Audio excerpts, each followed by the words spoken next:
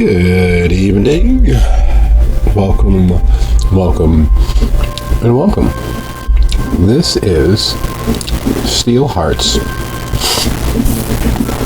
Rusted Souls, Season 6. Tonight's episode, Never Tell God Anything. And I'm your host, your storyteller, your narrator, and your number one fan, Nobody. We were just waiting for the episode to begin and the other players to arrive. But most ardently, we'd like to thank you for your time and the energies. Hopefully you'll enjoy this tale as much as we do. Thank you. What the fuck? What, huh? Oh,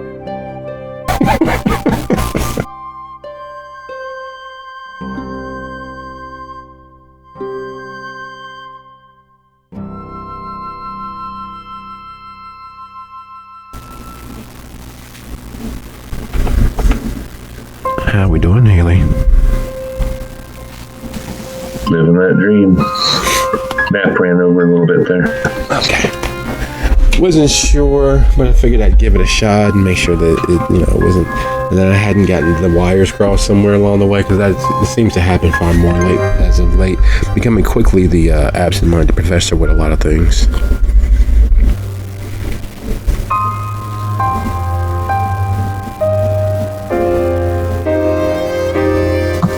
No, it's just all me.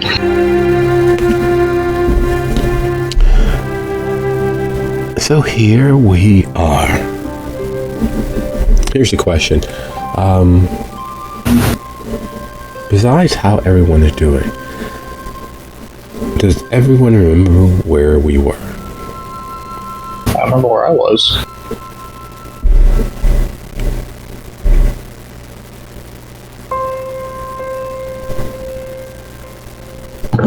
No.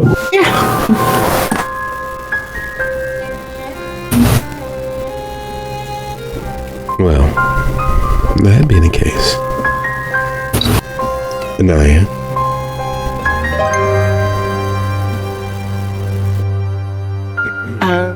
we were at Haley's apartment. Haley had just gone upstairs to have something to eat, and we reached her junkies live in her house.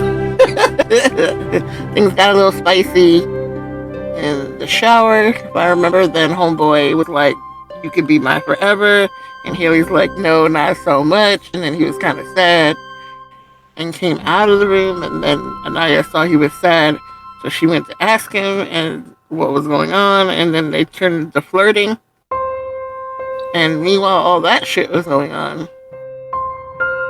Our new friend downstairs got hella high in my car on some ash and killed one of the herd members. I didn't kill him. He killed himself. He should have listened to Dare.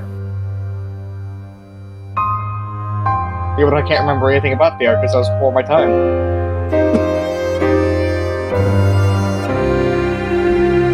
Well, I mean, things happen.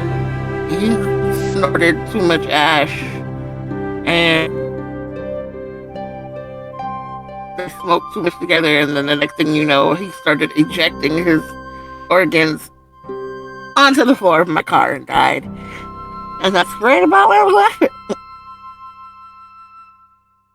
And Benji's knocking on a door. Oh, wait, no, because then he had hallucinations about that weird night that we know from Chicago, but not in this iteration of ourselves.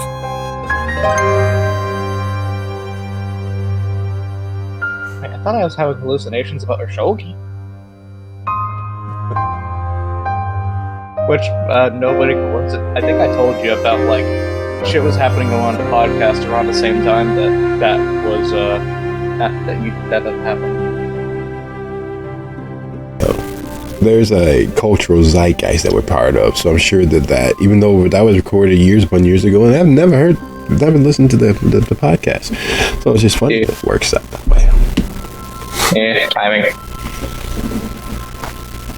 Timing is a thing. All right, that was a lovely up-to-date recap.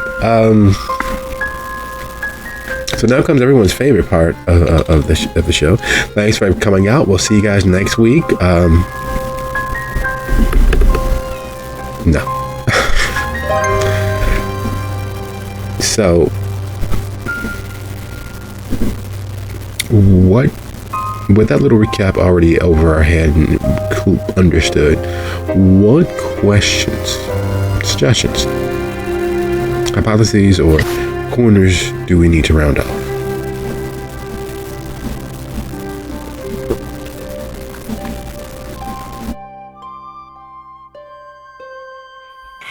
How embarrassed is Anaya right now? On a scale of international human rights violation, I'd say that On a scale of you tripped over your shoe versus you fell down the stairs getting off the plane of Air Force One in front of all the press. Oh, is that all? Well, that's a relatively low scale, so yeah. You are somewhere on the higher end. You blush from the top of your head to the bottom of your feet. Very rarely has anyone else's presence, their persona, reached across the invisible space and pulled you up on your tiptoes as quickly or as forcefully or as directly as you're feeling in that moment.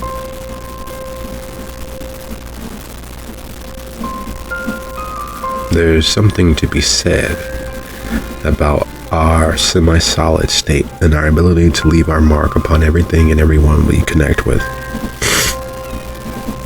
And whatever that is finally said is exactly where Anaya is.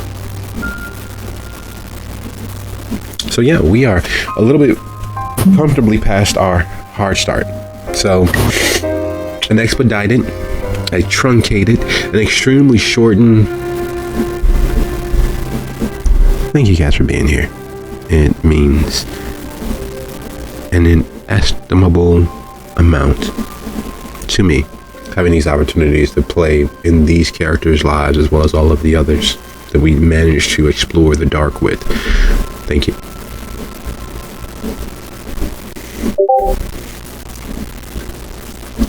And without much further ado-ing until we don't.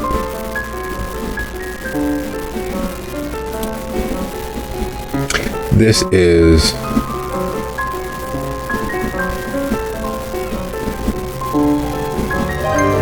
Steel Hearts, Rusted Souls, Season 6.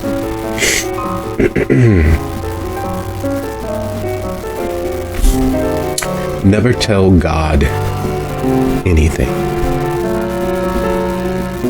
As our recap stated, we left fairly in the middle of scenes ongoing.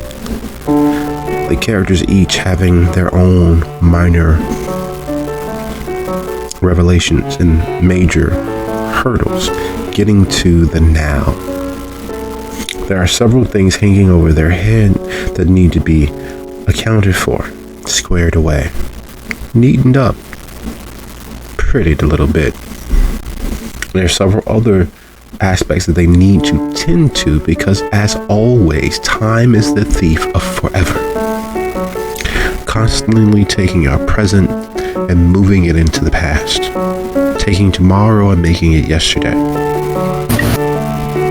And when their existence, our understanding of their existence, is solely nocturnal, it happens all the faster. So with very few hours left in the night, we pick up with Benji knocking on the door, with Haley collecting themselves, and Anaya equally smarting and putting themselves away from a similar catalyst. So moving in anti-alphabetical order, Haley, Anaya, Benji, we dive into this calm of chaos in the center of the wild, untamed, forgotten spaces of Gary. Haley's family is what one would call well-to-do, and even her death didn't distance them far enough away from that lap of luxury for it to not leave a mark. So while her compatriots, while her herd, while her choice victims are addicts of varying stripes of sobriety, from the absolute zero to the negative of it, the environment, the space, is fairly well appointed. Bric-a-bracs here, carpets, wall hangings, most of it cleaned and taken care of. Well, as far as such things can ever be cleaned in the home and presence of those who have little to live for except for the next high. But there's nothing in the apartment that isn't of some great value to someone, including the lost and forlorn that are the circle of addicts, partiers, and, well, hangers-on. So as Haley straightens herself, centers herself, finds some measure of herself, but the door closed and the murmur of excitement and activity and conversations happening out there. She has a reprieve in the calm centered of her room and her closet, her mountain of clothes, and, well, the summation of all that she's allowed herself to be.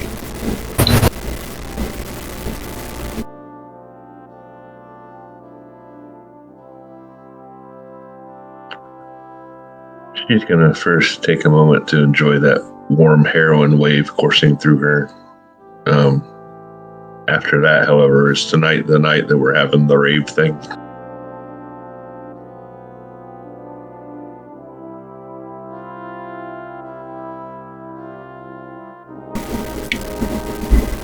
There's a peace and a calm that comes with the othering of yourself that happens in the warm embrace of your DOC.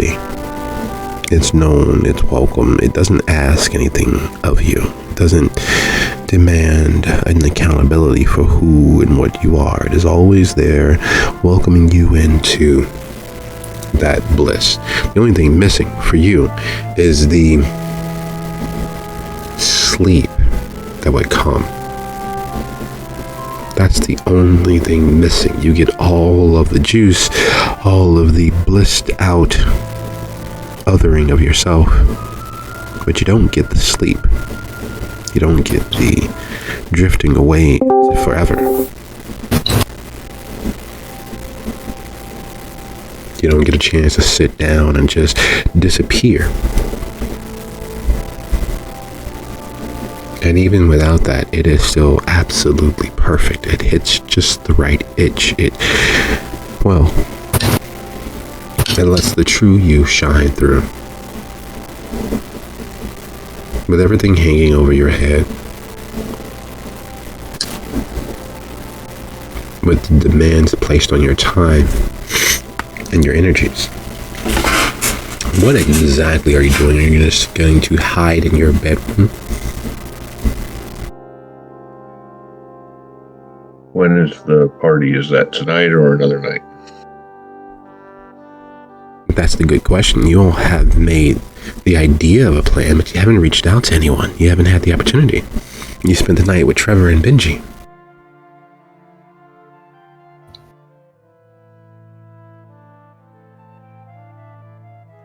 When was it supposed to be?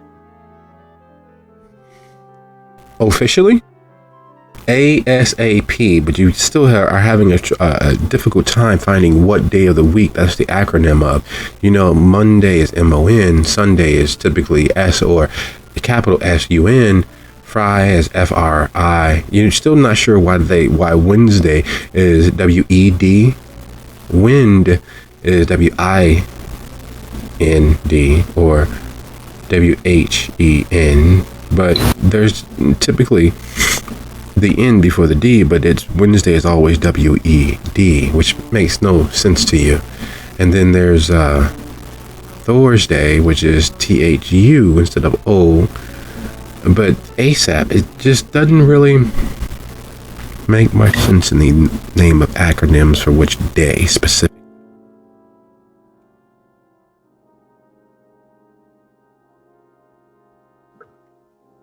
Well, that would be on her mind. She gets dressed more sensibly than the party attire that she was wearing.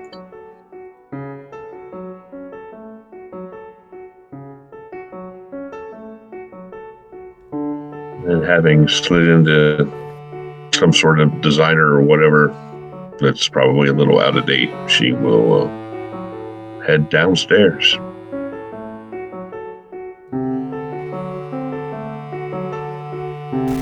As your footfalls carries down the steps, as always, the sound of you being home carries. For such a small thing, you are absent of that need to walk on your toes. You're absent of that need to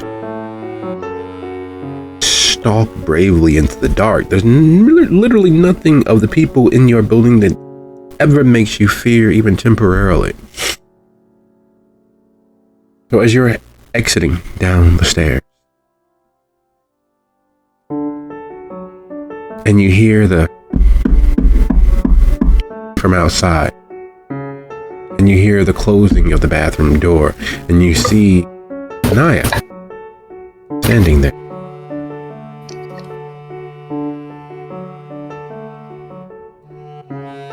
A shocked look upon their face.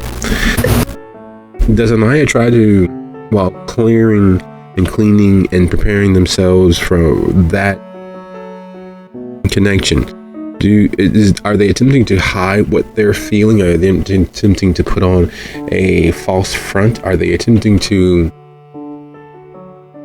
big up themselves for a moment?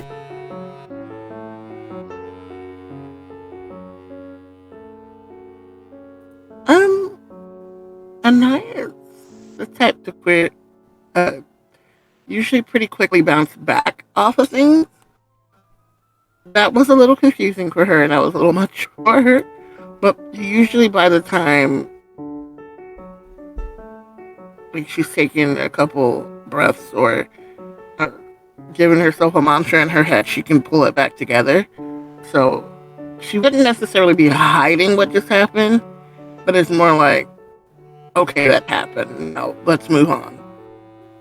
So, um, definitely not a, I don't believe he did that, or like, oh no, he didn't, or oh, he got me. It's more like a, huh, wasn't expecting that. Okay, now what? And she kind of like turns around and, Okay. sees Haley standing there. So that being the case, would you be so kind as to go ahead and give us our first roll of the evening? That would be your either manipulation and performance or composure and performance to erect and balance yourself, to recenter yourself and present the average everyday version of yourself.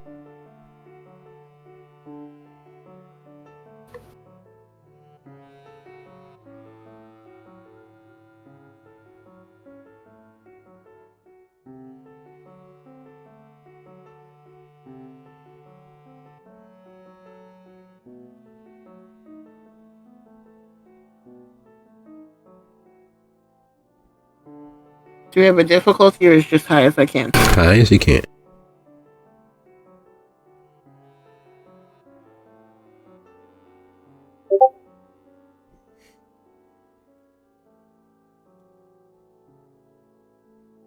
And just as a balance, Haley, what's your, I mean, this is reflexive, and so it's just going to be the total of your pips, your wits, plus either awareness or subterfuge.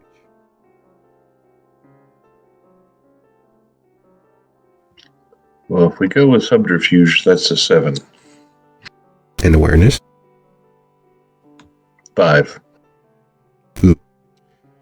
Yeah, you clearly see through that. Something happens, something's not quite centered on Anaya. Not that it really matters. No one's ever really quite centered. After a night you've all had, these last 2 nights have been a pain, an uphill struggle, but they are clearly not quite where they were. They are off kilter and attempting to put on a mask. They are attempting to center themselves. They are attempting to put forth a brave, classic, calm, realized front.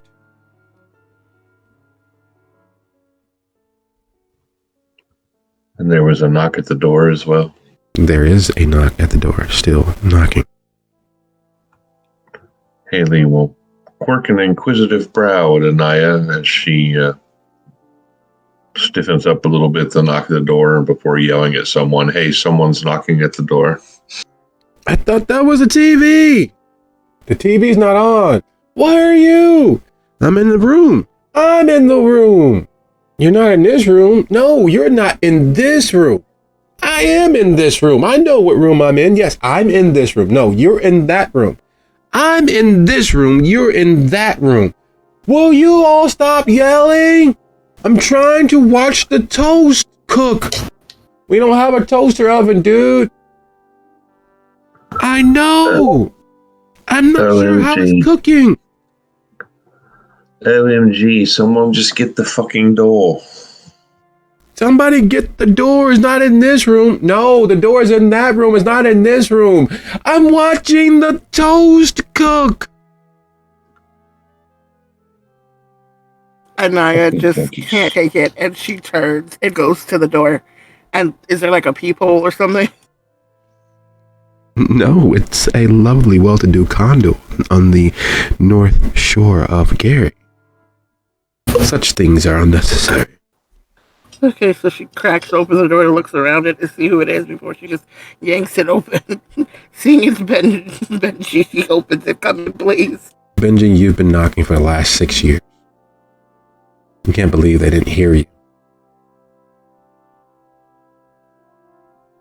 So, that guy died, and his last wish was for me to go find Todd. So I'm gonna go find Todd. Hopefully he'll be able to work on your car. Oh, wait, what? And he just walks off, or begins walking off. No. She goes and reaches out for him and wants to grab him. Do you grab the arm that's holding the blunts, or do you grab the free arm? Because when he turns around, she reaches for whatever she can grab hold of. So, Okay. hoodie, arm, whatever. Oh, what?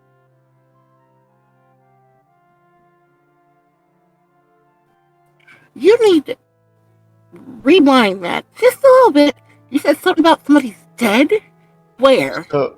Oh, in your car. Oh, I'm gonna...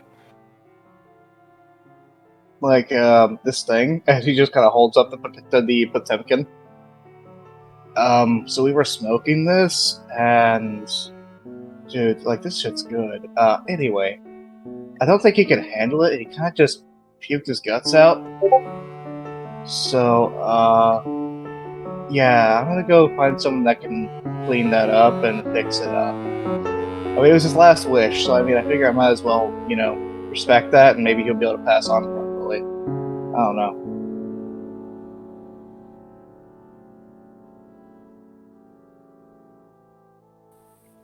Her instinct is to look to Haley like, are you understanding this? But at the same time... Wait, what dead guy? Oh, that guy that was, like, sitting out here, like, asking y'all to smoke with him? Are you fucking kidding me? Yeah, I mean, the blunt's right here. It's clearly mostly smoked already.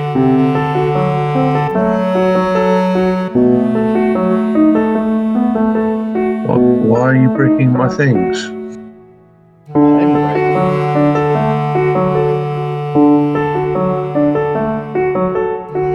What I'm getting from that is that they smoked a blunt together and the blunt broke him because he couldn't hold his drugs and it made him vomit up his organs?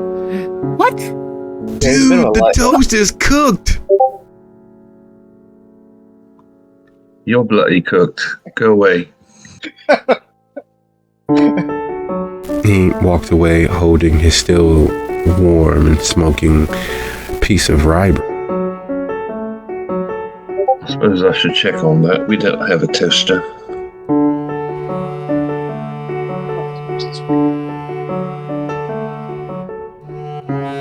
Dead guy will still be dead. The apartment is not currently on fire.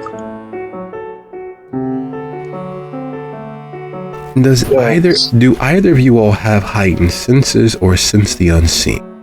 Oh, since the Unseen's always on. Yes, And to I have- both. And I have a really high amount of ability to notice things. All right, so would you all be so kind as to list off your passive wits plus awareness for me, please? That's the total die pool? Yeah. 8. 5 for me. Okay, so yeah, there's no hint nor scent of fire or heat. There is no toaster oven. There's not even any skillets that have not been pawned off in the apartment. Most of them have learned to cook in aluminum foil on the stovetop, which is a electric stovetop. But there is nothing burning. There's not the residue in the air of anything that has been on fire, save various leaves and other non-medicinal things, non-food things. There's no scent nor stench of anything food related having been cooked with easily within the last hour, maybe 2.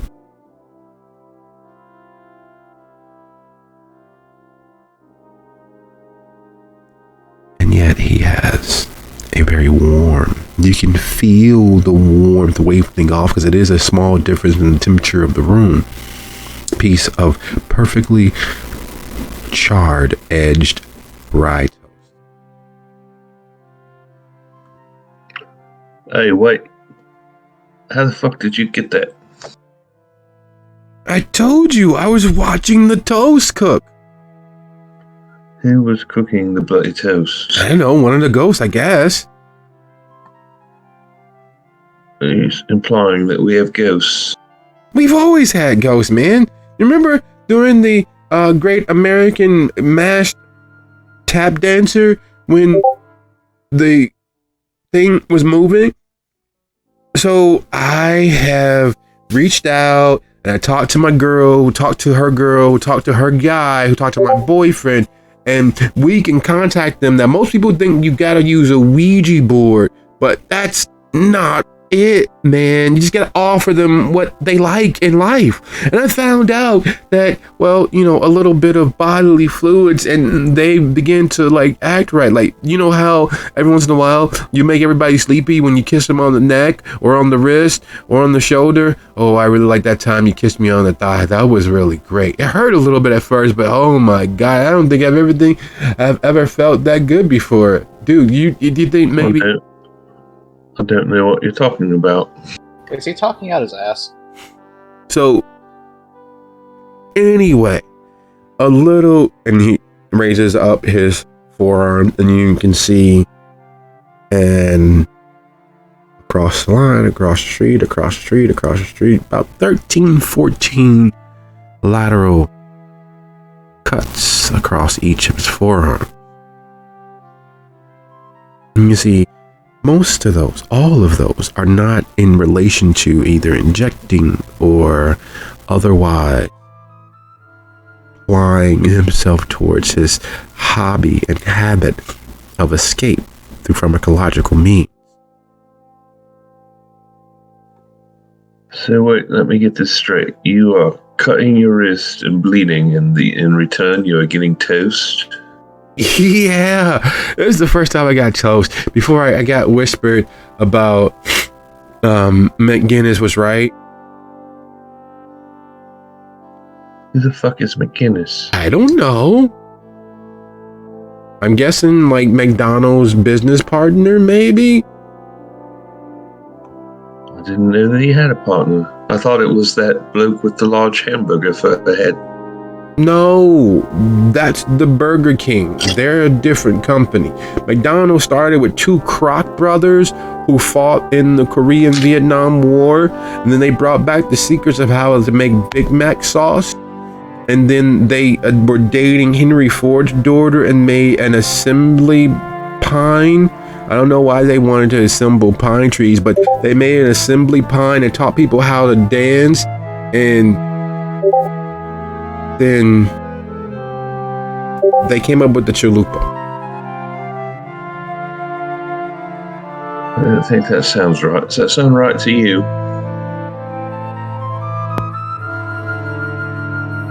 None of that made fucking sense to me. So I don't know. So I'm just I actually mean, maybe, could be. see ghosts. Alright, I'm going to bloody regret this, but show me. It's The ghost. right this way, man.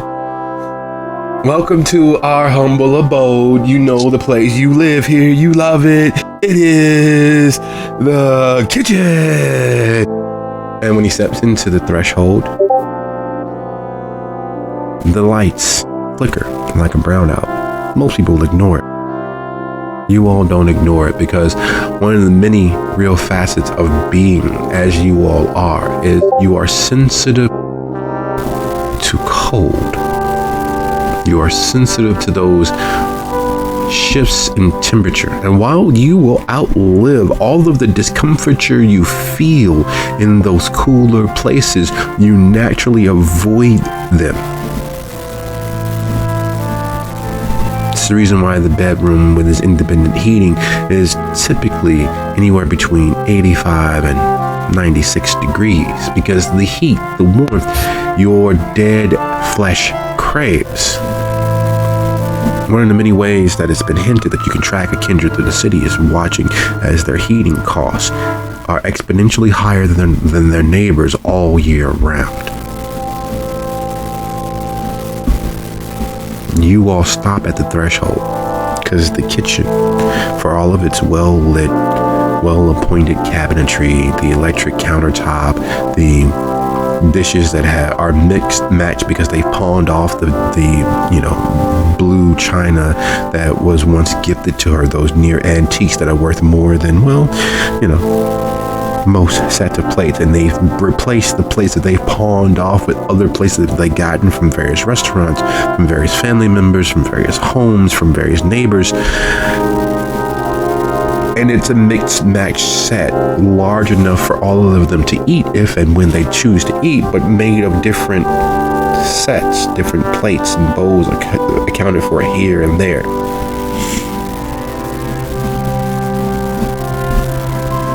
And those of you who sense the unseen, spirits manifest very differently. Their emotions color how they feel. The strongest of those spirits, those unseen things, are able to manifest and corporalize the lesser of those middle range that are able to make it across the veil and operate here in this land of flesh. They appear as blobs of energy, what most people would call auras. You all know them for the bodiless dead, the here and never here, those who once were and have things unfinished but not enough strength to do them. Yet one thing becomes apparent. With the strength necessary to tear across the veil or slip across the veil, if they are granted acknowledgement, if they are granted time, if they are granted the gifts of the living, their tears, their emotions, their blood, they're able to become more and more what they are. Hungry dead with unfinished things, tying them to this world. And there in the center of the floor, almost able to see you all and be seen. It's a short thing, about 5 feet, nothing. On the smaller side, most people would easily mistake it for Peter Pan's shadow. Yet you all know that the seething energy wafting off of it is nothing remotely as kind as Peter Pan's shadow. There's malevolence there, fed on by the absence that comes with a drug addict's blood, a bit of poisoned life. And it vibrates and sits there, this cool, hateful energy wafting off of it. See, man, look! And he points at the flickering light. It's saying that we are friends. And he takes up the sharpened butter knife that he's been using to make these lines. Come on, Fido! Time to eat, buddy! And he takes it to the back of his forearm and begins sawing gently at the flesh there to get a good bit of blood going. Come on, buddy, time to eat! I think that's a good idea. What are you doing? I don't think it's your friend. I think we should go elsewhere. The lights flicker, man. Lets us know that they're here and they're friendly. They want to help. They gave me toes, man. Did you ever see? Good.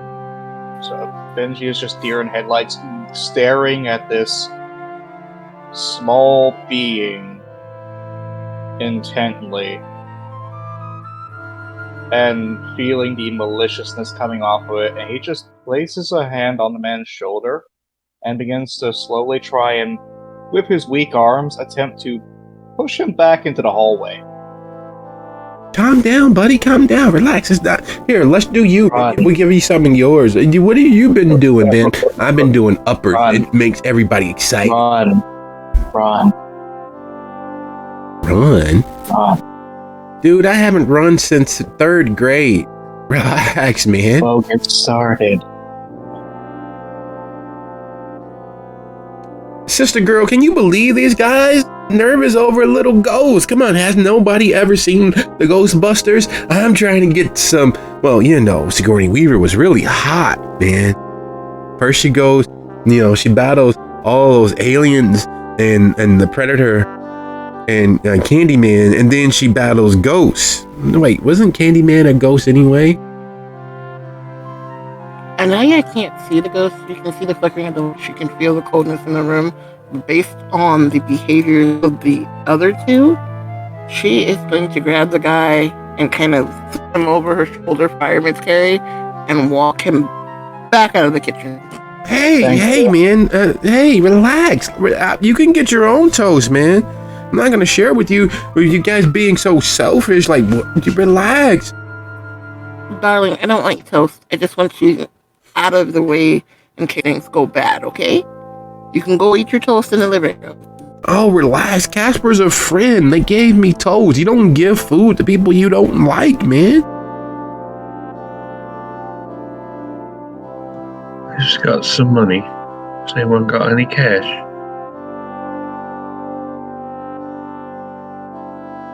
I live on the. Yes. I've got 500 yuan. I've got 3 bolivars. Why don't you guys all cobble together your money and go get some ice cream? I'm talking I've got half a Bitcoin. Then she will throw up awe and say, like I said, why don't you guys cobble together some money and go get some ice cream? It's only a half, man. I was waiting till I get to 3/4. Then I was gonna buy everybody Happy Meal. Don't worry, I've got 1,000 yuan. We've got this. That's 7, 23, $30 is all we need to get everybody a Happy Meal. Come on, treats on me. Hey, remember, I was the one that bought the treats. Think about that. Think about it. And he's backing away as he's making the peace sign, but pointing both fingers at you, moving back and forth to his eye and then to you. Remember, I was the sugar daddy this time. I will remember. Just everyone go on a field trip.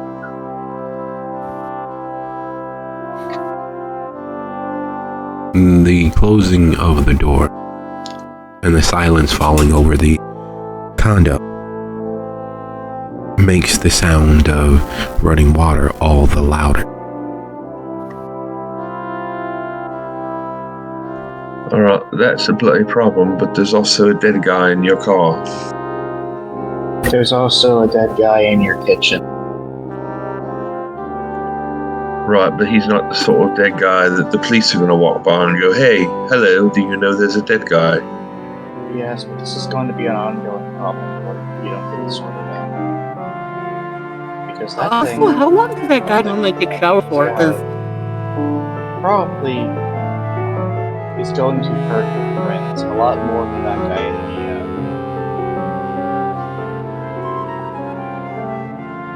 the car. Was What shower? your friend that came out of the room, like, he was mad sad, and then he went in the other room and he shut the door on me. Like, he seemed like he was okay, and he was like flirting and shit, but then he shut the door. And the water's been running the whole time. Haley will go investigate that. Does she knock or does she just enter? It's her house, she just walks in. That's the beauty of it being your house.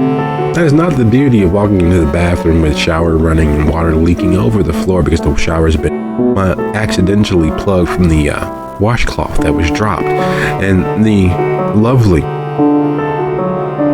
individual who's sitting bare-chested in his towel, dozing on the commode. Nothing like a good hit of heroin without the upper behind it, causing you to, with a little blood loss, become sleepier than you normally would. That joyful heroin nod.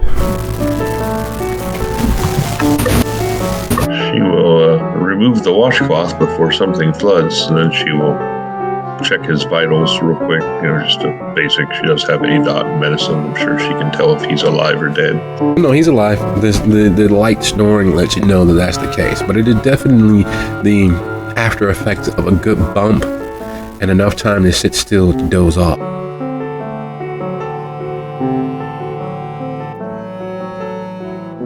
Someone come help me, please.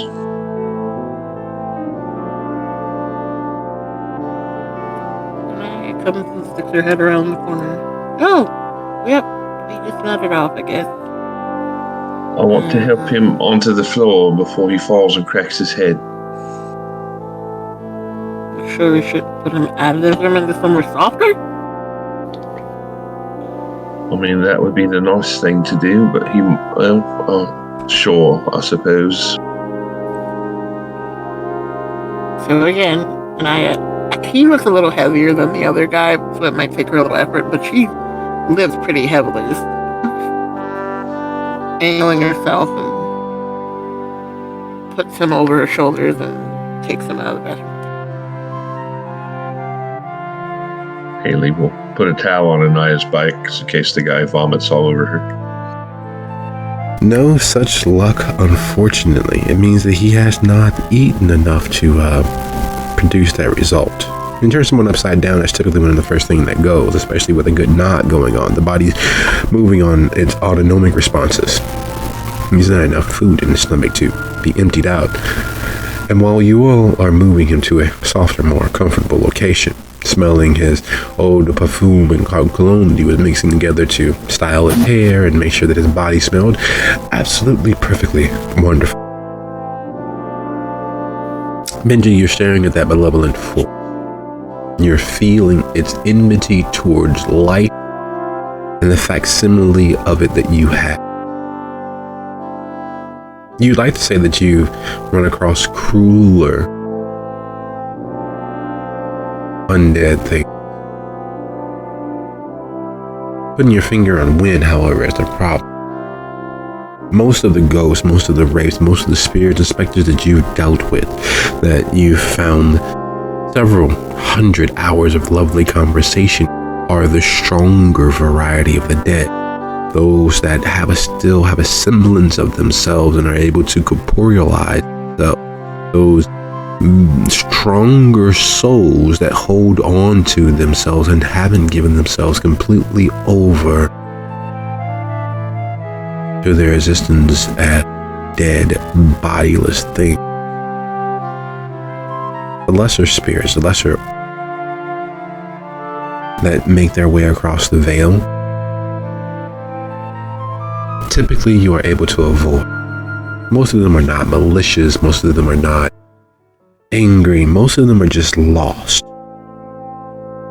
following the wake of stronger things as it crosses back and forth across the veil. They get stuck on this side. It usually takes a night, maybe a week for them to fade into nothing. They typically aren't fed. They typically aren't maintained and thought about and poured energy into through the emotions of those around. Yet this thing, what?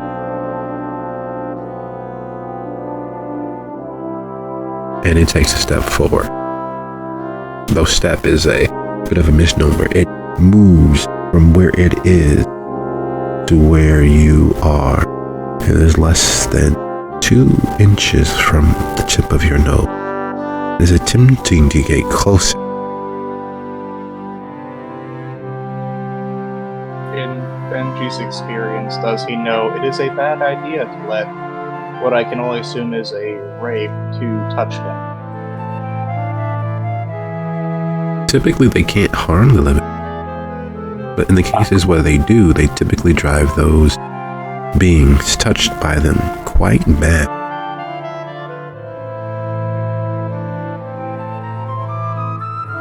Benji's just going to take a step back. You know, we can talk. The light Ain't no blink and flicker. And it's attempting to move through space, and you can tell that there is an effort there because its energy wavers in accordance with the light as it attempts to move forward.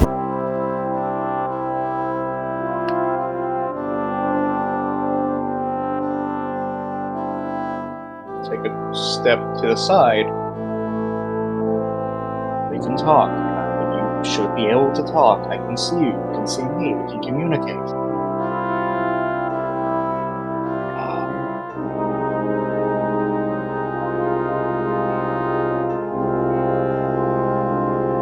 Would you be so kind as to go ahead and roll your intelligence plus occult for me, please? Does the rape specialty apply here? Yeah.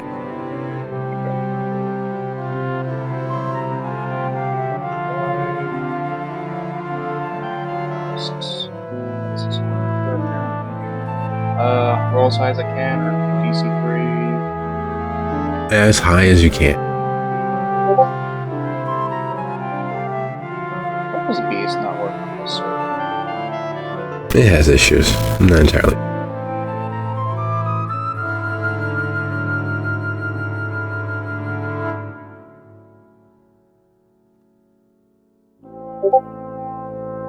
Messy critical.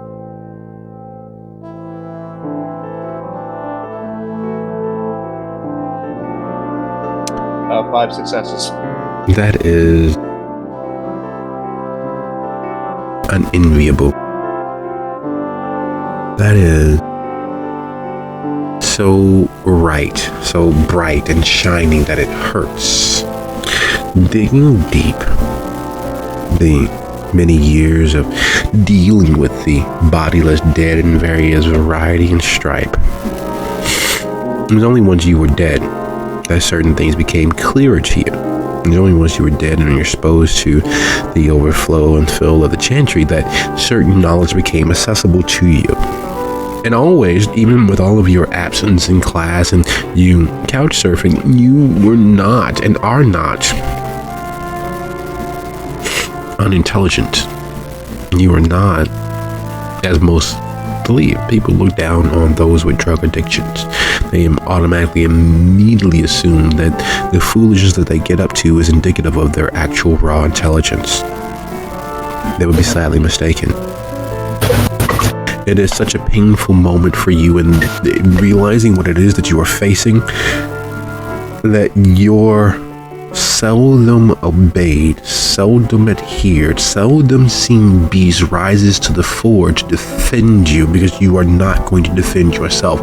Before you is a predator, once of flesh, now of spirit, that will consume everything you are and drink you down like someone else's milkshake. That entity, that space of absence, is the remnant of what happens when kindred die and not enough of their soul has been consumed by the beast. That presence, the reason why it was so lovingly filled by the blood offered to it, because of the memories of the flesh, the memories of its existence here. And if you do not defend yourself, if you do not find a way to shield yourself, protect yourself, establish distance, it very much will drink you down. And then Haley, and then Anaya. He's just gonna go, if he can, run out of the house screaming, and I'm not going to scream this because I don't want to hurt anyone wearing headphones. Vampire ghost, vampire ghost, vampire ghost, vampire ghost, until he is out of the house. And he's not gonna stop. He's not gonna stop running, at least, if he can.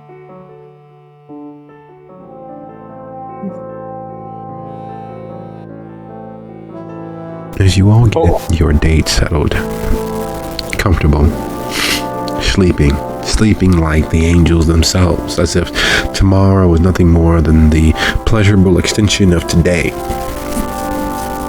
His scent sticking to your clothes because, like everyone who's an idiot, he has soaked himself in it. And it's mixed with his sweat. It is mixed with his essence of himself. And it's sticking to you, that beautifully fragrant masculine goodness. And then you hear Benji screaming, "Vampire ghost! Vampire ghost! Vampire ghost!"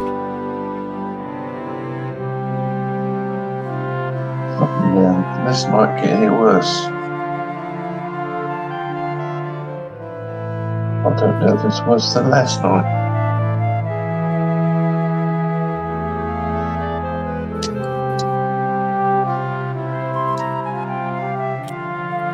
We might want to catch him before he runs off.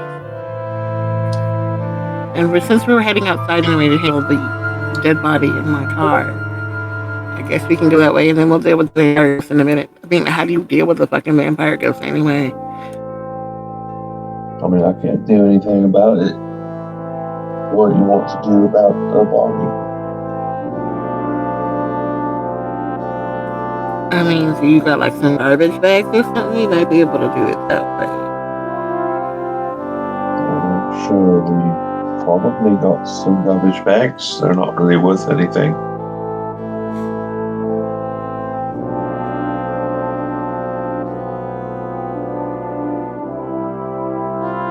And they might be in the room with the scary thing.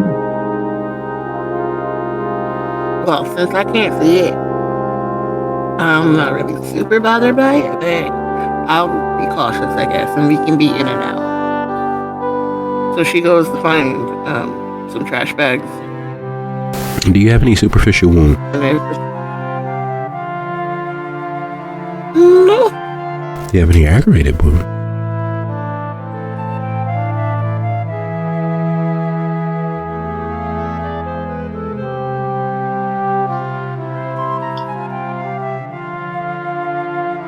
No, she's at full health.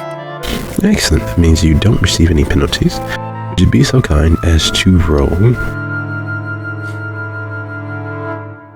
your composure and resolve?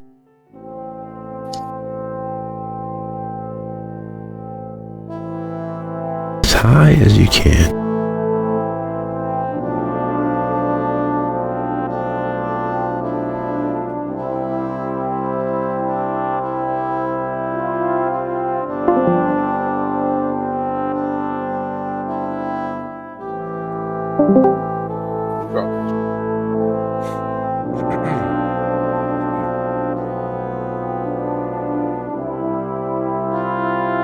Vampire ghost has gotten to you.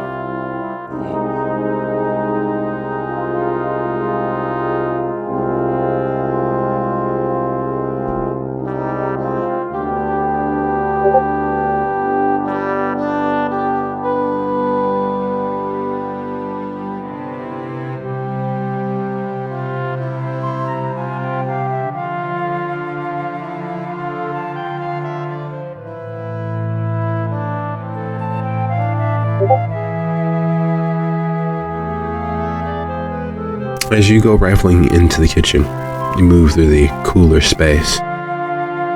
There's some kitschy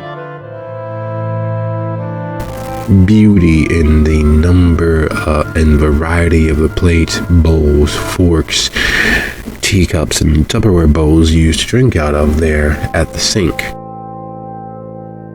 You'd normally not think that doing dishes and letting them air dry would be something that most persons with substance abuse issues do. You try not to, but there's a biases in your head that influence them. It takes responsibility and accountability of basic things from them. Oh, they're slaves to their addictions, and they're not quite right in the head, and they're so innocent and devious and deceitful. You don't want them around you, but you don't take them seriously. You don't consider any maturity about them. You open the doors beneath the sink. Those thoughts are playing havoc in your head, dancing around the back. And like all serious thoughts, you try to avoid them because they weigh you down. They keep you from focusing on your goals. They keep you sad. And there's no reason to be sad about anything in this life, the next, nor the one after that. One foot in front of the other. Do what's necessary. Accomplish your goals because of determination and drive. And then you feel the icy hand of death itself crawling up your spine. You are literally a quarter of an inch from grabbing the box of garbage bags, and everything you are internally and externally freezes. Jack Frost is not nipping at your nose. He's trying to become one with you. You feel the spiders crawling along the edges of your vision. You feel the weight of cold, hard unmovable depression because a portion of you disappears in the blink of an eye.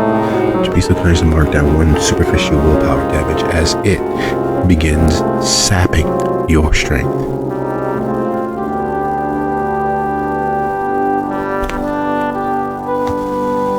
I assume Haley sees all this happening. Anaya is a bright, shining person. She moves with energy and volume. As a dead person, there are very few people that you have seen that move as if they are still very much alive. That stops. She becomes like a statue, as if someone, when she bent over to grab the box of garbage bags, literally stole her breath, literally stole a portion, a small little sliver of her soul, as she felt the slice being taken.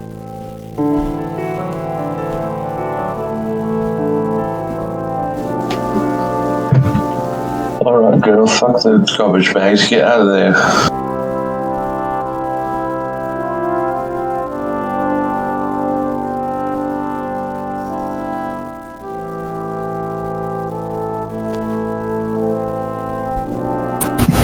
Anaya's very well made up, very pretty face kind of crumples in on itself. And she looks like she might just cry. But her fist has closed around the box of garbage bags. And she kind of stands up and looks around behind her. This is all so fucking sad. Why are we even doing any of this?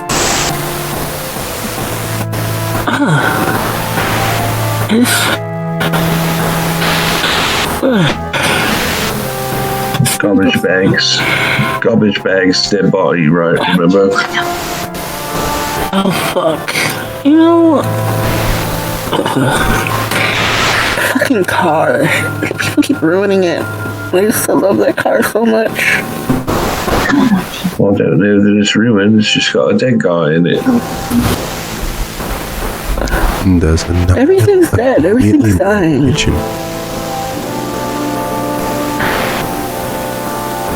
She tries to.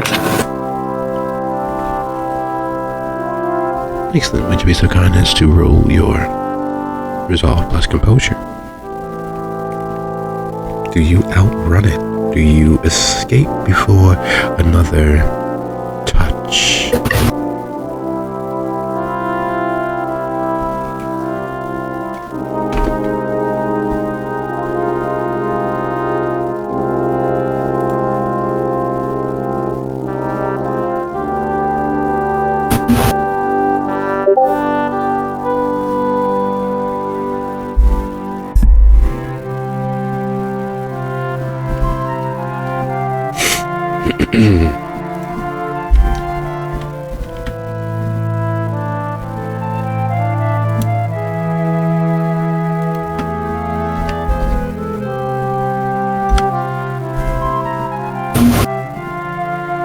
You feel it. A gust of wind raises as you reach the threshold. There's no ceiling fan. There's no air conditioning vent near where you're standing. Yet the moment you cross the threshold, almost as if something was attempting to bodily tackle you to the ground, you feel a gust and a burst of self-generated wind. That wind, like you know someone took a swing at you. There's no one in the kitchen, mind you, no physical person there in the kitchen, but it feels as if someone took a swing at you with everything they had.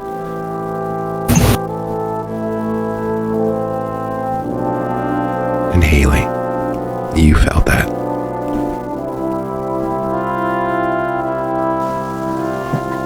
I don't like this. Look, I don't know who or what you are, but I own this place and you are not welcome here. Whereas, despite what the peanut gallery might have led you to believe, they don't make decisions here, I do.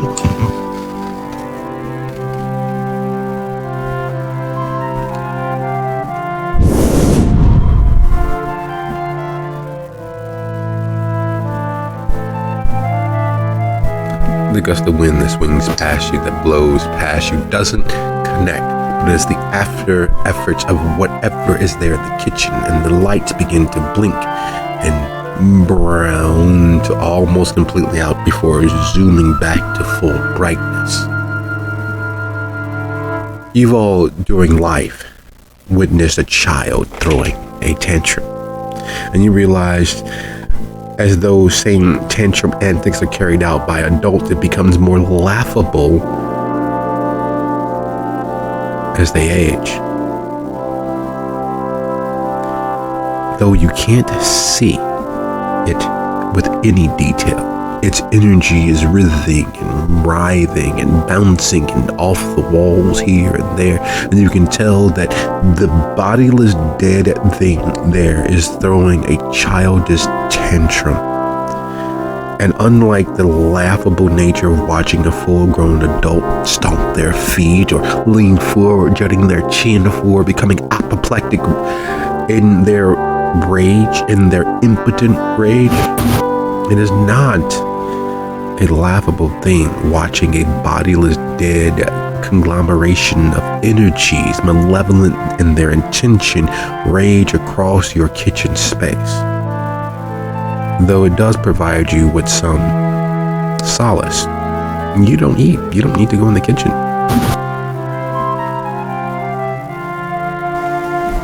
Oh, but the things she eats do.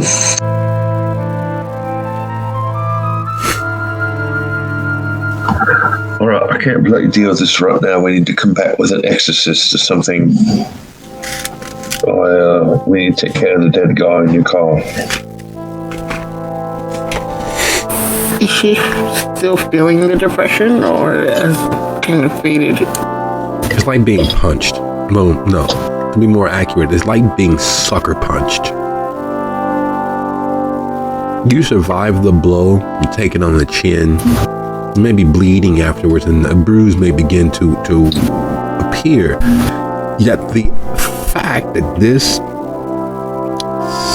son and daughter of God knows who or what careless thing put their hands on you is what you're feeling. The weight of depression is slowly ebbing away, but you know what it was. A portion of yourself was removed.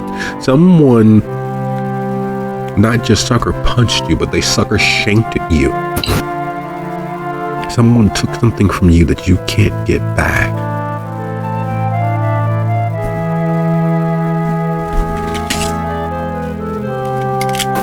Oh, that's bad, because she's a bruja.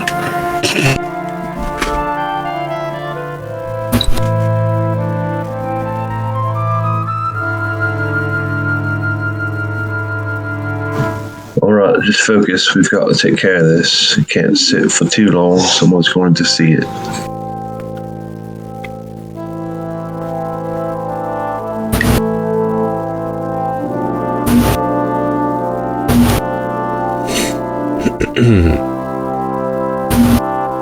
It's the funny thing, being so aware, Benji.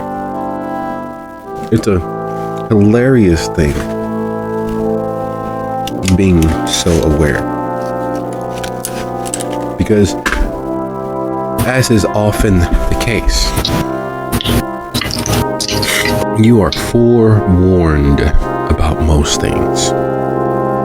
You are miles ahead of the curve when it comes to thinking around corners, extrapolating the next step. It's the follow through for you. It is the resolve to stick it out. And while you have borderline supernatural composure, keeping a relative calm demeanor, sticking it out, using it to your own benefit, i.e. your ability to manipulate the situation to your favorable or most favorable outcome, is not your strong suit.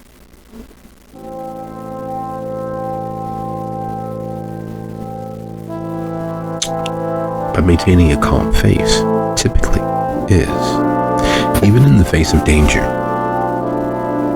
It's only as you covered several blocks that you realize that the weight of this moment settles across you.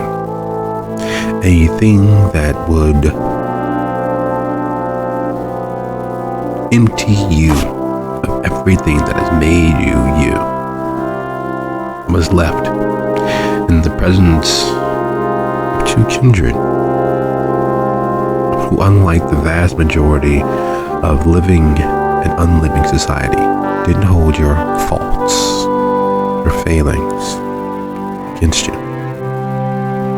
They accepted you whole cloth for who and what you might be and everything you might become. And you left them to fend for themselves.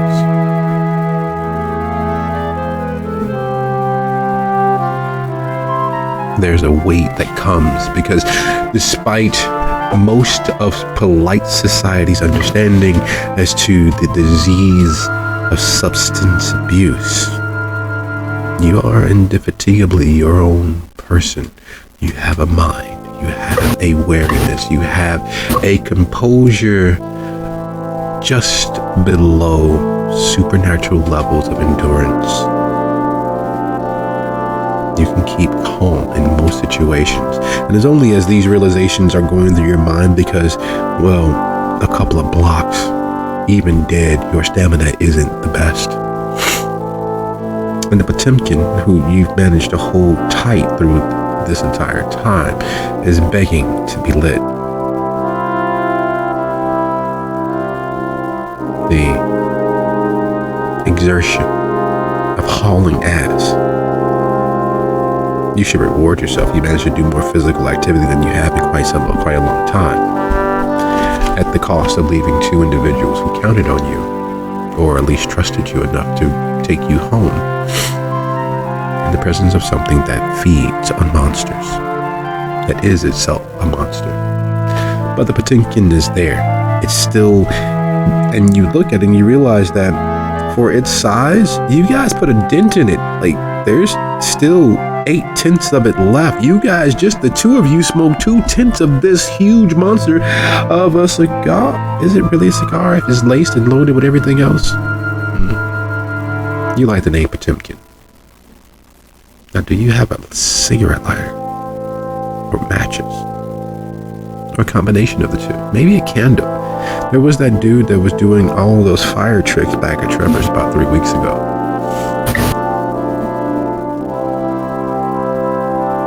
I think Benji is going to dodge into a nearby alley,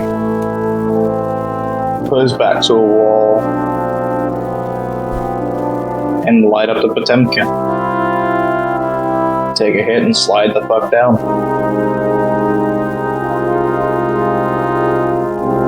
He warned him.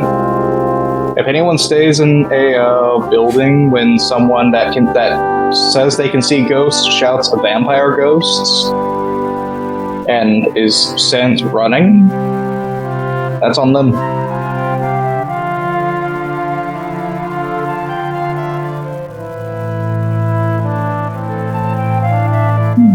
Would you roll your unspent willpower?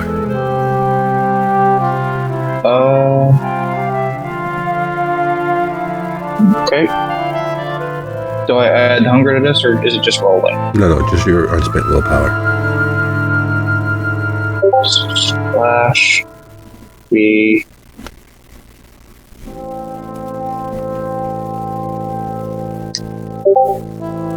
Two successes. There is a understanding when it comes to most alcohols. A social understanding that you become more of yourself. Your inhibitions being turned off turns off all of the things that get in the way of you being more yourself. That same idea and ideology is used across the board when understanding some of what happens when the receptors in the mind are filled with the various chemicals from the drug use. When the receptors themselves become blocked out and unable to be accessed because of repeated drug use. For Kindred, There's no drug that has any effect on them directly that does not come from the blood of those who've already indulged, typically to the point of overdose. The Potemkin is the first drug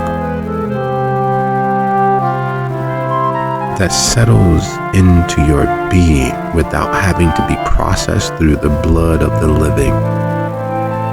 The Potemkin, as you light it, smells like peace. It smells like being strong enough. It smells like being fast enough. It smells like being handsome enough, charming enough, and heroic enough that nothing is not in your purview. It smells like charging across the battlefield on a charger. It smells like the perfect, strongest version of you. And that first hit takes you to that moment. You can hear the screams of the men to your right, to your left. You watch as the plane in front of you is eaten up by your charger. You feel the weight at 8.25 pounds of the blade in your hand as you send your arm first one way, then the next, and it's met by the chunk and chink of something trying to bar the path of all of that beautifully polished, honed steel. You feel the weight of the armor around you as it bounces in response to the movements of your charger. You dig your heels in, causing your charger to fly faster and further into the enemy. You are the tip of the spear cutting off the retreat of these. And then you're in a coffin. There's nothing but blackness all around you. You stare at the inside of the coffin, feeling the ship rock, knowing that even once it stops moving and the waves stop throwing the vessel to, fro, and nearly upside down, then you will not be free. This thing in your chest, the ritual was a success, and yet here you are. 7, 9, no, 15 decades later, their bound blood god, fed and supplicated to but not freed. You know you're bound for somewhere far away. You've been on this vessel, whatever this vessel is, for long enough to know the ebb and flow of the tides around you.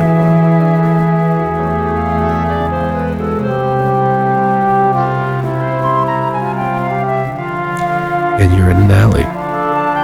You're not sure when you started crying, but you can feel the tacky, sticky, potato-tinged tears on your cheeks.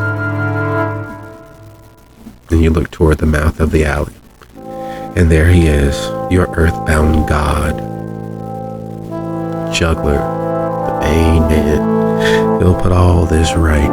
He'll make sure that those white-like undead things never come back. What is he doing with Modius? Oh, fuck, the old man's a badass, too. Fuck.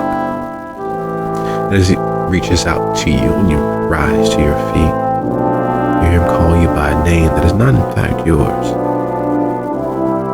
And you're back in the alley. And the glorious scent of the Potemkin fills your nose. And there's a moistness on your cheek that is not your own. And you look at your fingers and you realize that there's blood there, invisible spiritual blood. Something died. Something is dying. Maybe that something is you. Please mark off 1 willpower.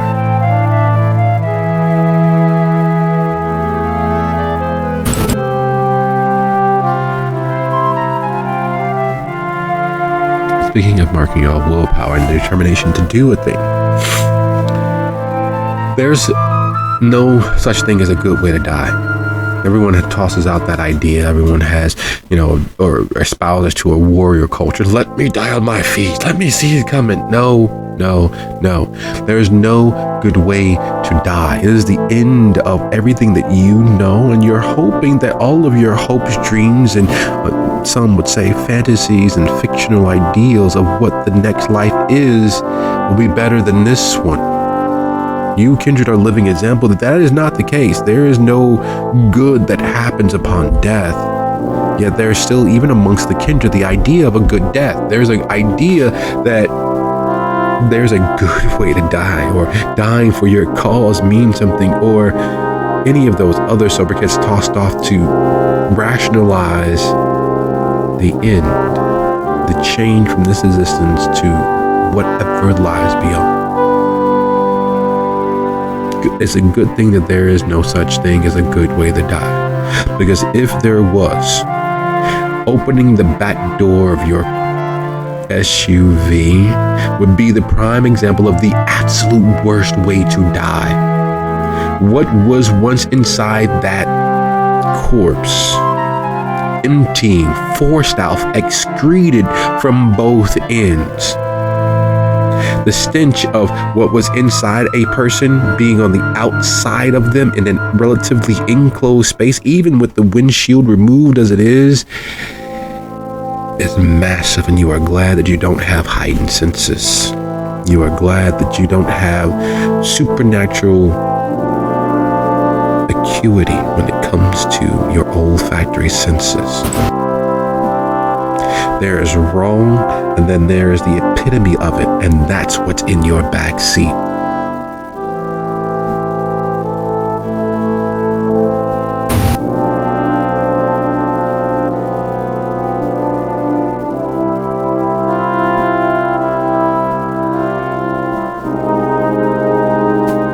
The look on her face.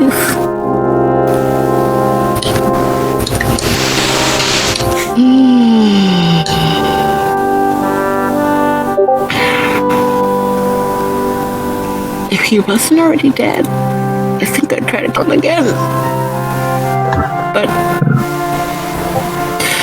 this has had to be the most horrible way to go. So I'm just gonna scoop the things into the bag. Does he have any family that we can return the body to, or do we just toss it in a dumpster? What are we doing? She stands there with her lip trembling a little bit because, despite him being a moron in their previous exchange, this was one of her people. So she wipes at her eyes gently with the back of her hoodie sleeve. And it's like, I don't know. He didn't really talk about any family. You might have to burn the car, the smell, oh my God.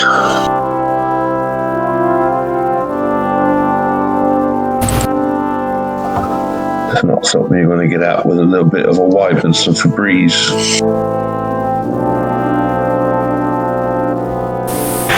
Yeah, probably gonna need a complete reupholster. Torn down to the sides. Oh, fuck my life. And she just kind of grabs the little scoopy shovel that they were gonna use for the bear and puts the bag at the edge of the back seat towards the ground and just kind of uses the shovel to pull as much as she can, all of it, towards the trash bag and into it in big scoops. Trying to think about what she's doing.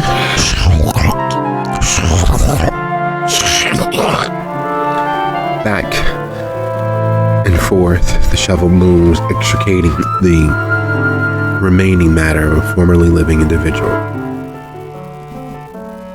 The sound of it is not something that you will ever forget. There is a viscous, almost tacky-like scraping and sucking and schlucking as you move to extricate as much of it as possible. The problem with the insides being no longer there, it means that the flesh and the muscles and the tendons are all that's giving the body any semblance of volume. Now, while the bags are tall for kitchen garbage cans, or at least that's what the box says, the fact of the matter is, without further mangling, manipulating, twisting, breaking the corpse, there's no way that these bags will fit. Not at least without it being a laughable attempt at hiding the body.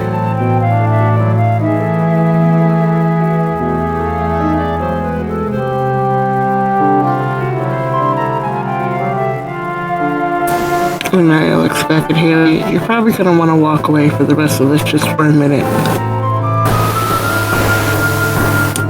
Yeah, that's probably best. I'll be right over there.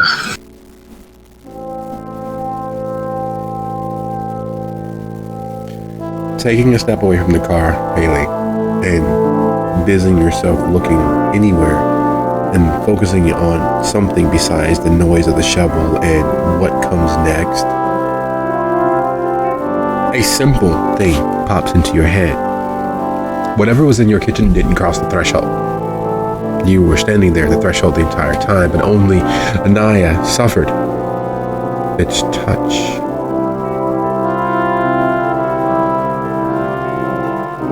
This is a new development. You've had what you felt as ghosts before. They were, while maybe not benevolent, they were not malicious. And they were strong enough to cross the threshold of this world and whatever comes next without becoming lessened by it.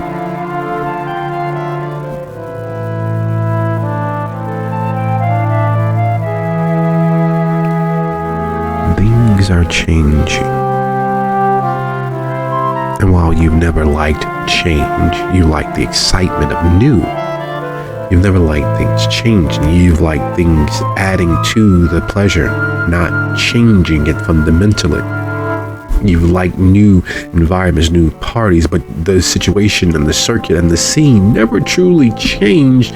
Things were added to it, a momentary uptick or a surprise show where any number of exotic things were experienced, but they did not change the scene. They did not change the party circuit. They did not change. And yet, there is a fundamental change in the city around you. There's a fundamental change in the very fabric of existence as far as you are concerned.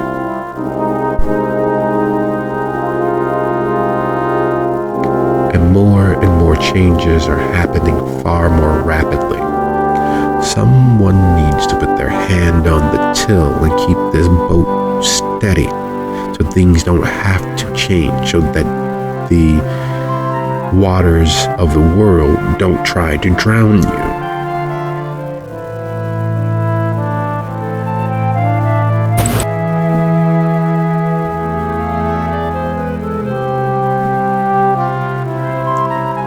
And as of this moment, it has been nearly 4 hours since you've looked at your phone. It is just now that you realize that.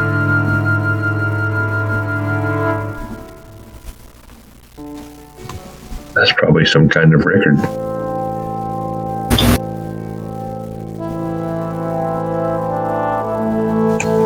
She will look at her phone.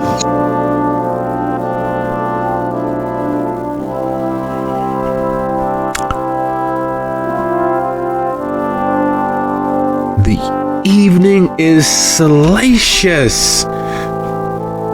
Is trending on several of your feeds.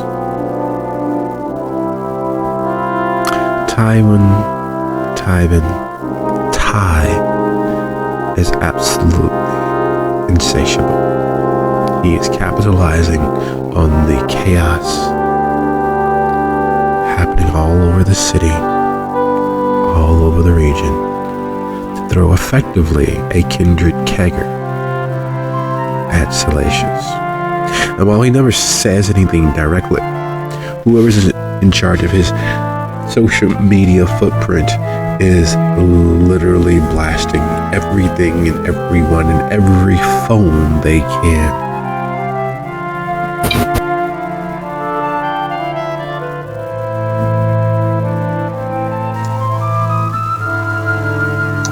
She will, without turning around to look at what Anaya's doing, just say, "Did you know there's a party at Salacious?" I'm not suggesting we go. The gravity of the situation that we are in is pretty dire, but just, informational purposes.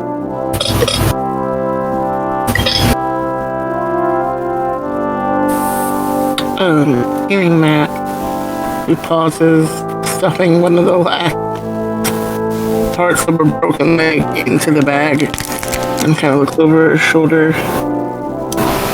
I mean, he might have done all the work for us. We could just like take over that party or something, maybe.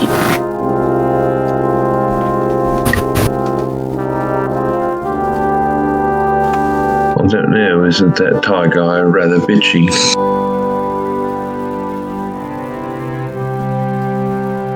Yeah, actually, you're right.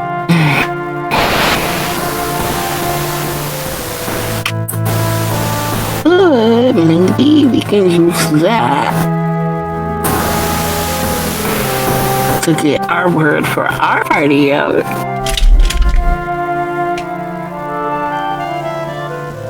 I suppose I'm not really up to a party. I've got some sort of malevolent thing in my kitchen that is feeding on my people. I've got a dead guy in a garbage bag who is one of my people. I've got another one all passed out and left alone in the home after basically proposing to me. Wait, he proposed? Girl. Well, not exactly proposed cohabitation, but you know how it goes. Like, we're already cohabitating. I don't know why we would move and do the same thing. No, because he kind of liked you. Maybe, he was like trying to be hubby or wifey, whichever one, however that goes. But that's probably why he was sad when he came out. I mean, maybe. He's got Alex wasn't sad. Even where I'm not what I am, I'm not exactly wife material.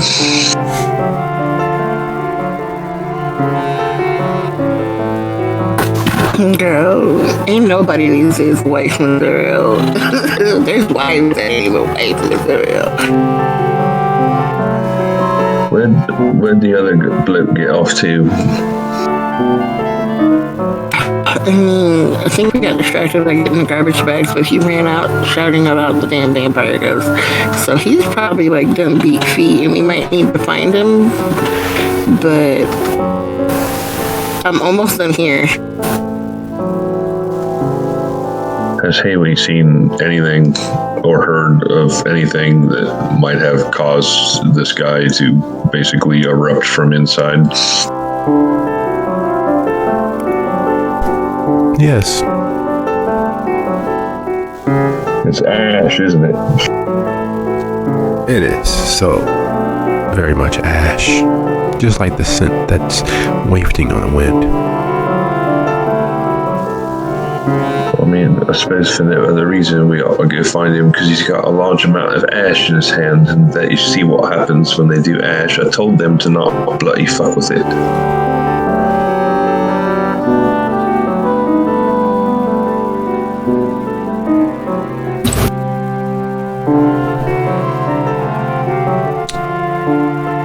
A thing that is very, very rarely ever considered. And it's only something that you guys are, especially you, Haley, with your heightened senses. The thing is, you are not and have not done ash. It is a hallucinogenic that affects even kindred. And depending on the potency of it, it has been known to create kindred in the living, at least temporarily. Which means the death of the internal organs and the supernatural strength, so you cough and accidentally cause your lungs to burst, or you can lift up a motorcycle but the ash wears off as you have it up over your head, or you're able to punch through a door but you don't have supernatural resilience. So while yes, your bones made it through the door, nothing that was formerly your fist is still your fist. You have a hankering and a craving for human flesh and blood and viscera, but you don't have the tools to cleanly slice through them, nor the ability to enjoy what it's like to drink down someone else's soul through their blood. You are able to leap yards upon yards upon yards. But again, without supernatural resilience, or at least dead flesh, you're not able to land safely. And those are the better case examples, because it gives you that euphoric feeling that you can literally take on the world without any of the tools to do so. And while the horror stories you've heard for Kindred are far less, it literally takes one bad trip and you have an actual wassailed white to deal with.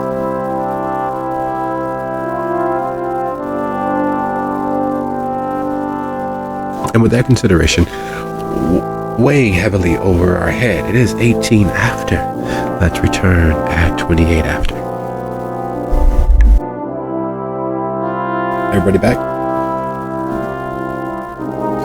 Yep. I never left.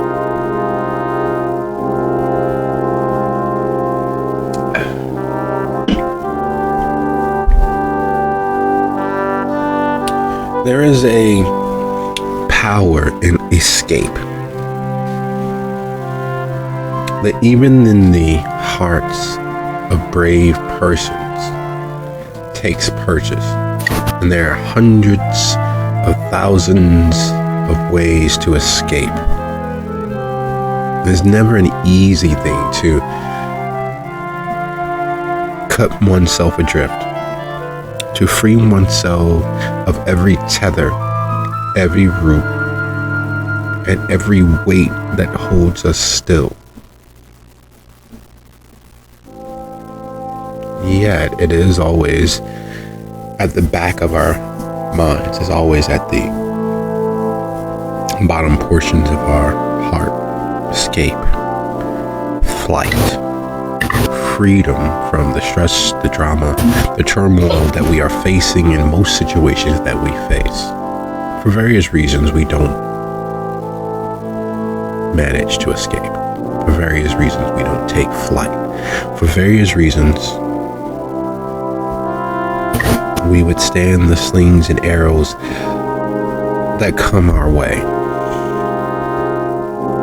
And it's weird because rationally, and when we have the opportunity to sit down and look at those things, we realize that out of everything,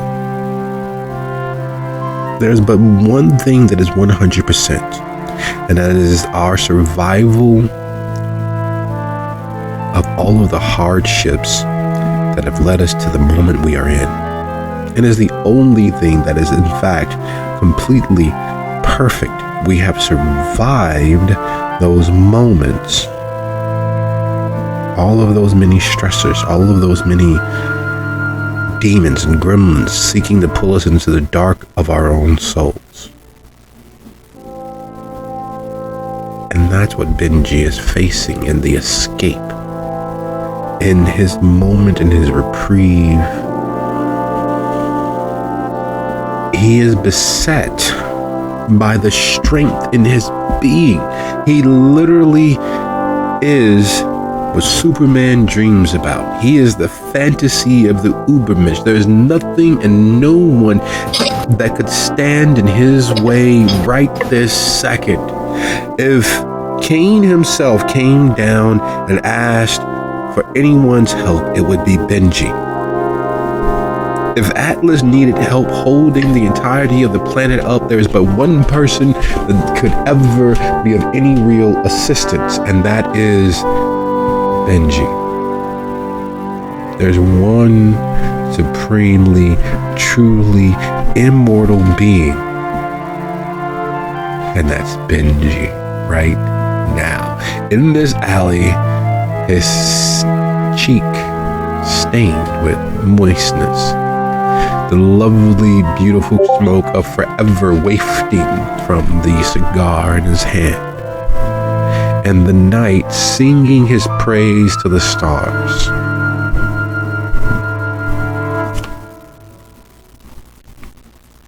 What is it that he might be up to? What was the last thing you said? What is it he might be up to?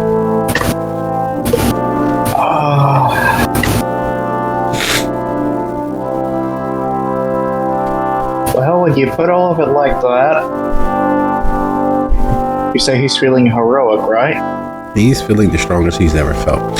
He has more power in his pinky than he's ever had in the entirety of his life. He is going to put out the Potemkin, put it in his pocket, one of the many pockets. Pick up a pipe and run back to Haley's place. Impossible. Impossible? Impossible. Because he picks up the pipe. The pipe that he picks up is actually a torn down, broken yield sign. The pipe that he picks up, he knows, is mentally knows. He knows because he's aware. He knows because he has the intuition to see around corners. He could see in the dark with his intuition. He knows it's too heavy for him, even with the unlimited strength that he has. He's never been that sword. Yes, he's dead. There's a proof of that. And even as strong as he is, there's no way that should be so light.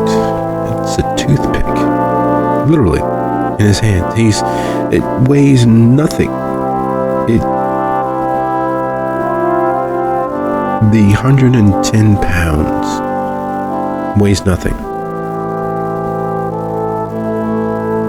And he takes a step to move, to sprint back and deal unending justice to the damn thing that threatened him. And he's there.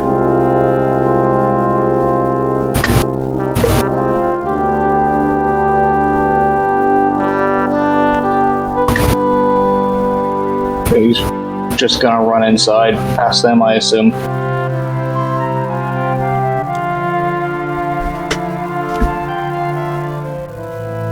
Anaya. Carrie, you said a sign?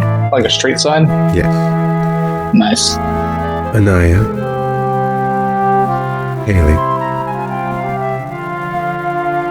You know in your head what a herd of elephants sounds like. You know in your head what something weighty, large, and surprisingly fast sounds like. You've never witnessed a stampede before.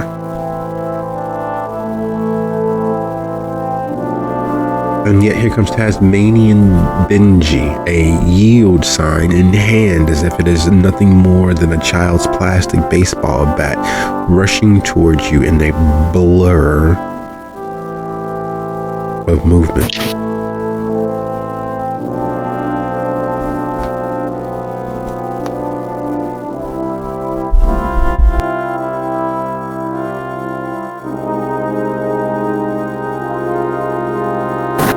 You might not stop before he goes upstairs with that thing. Yes, you still have the monster joint. It's in his pocket.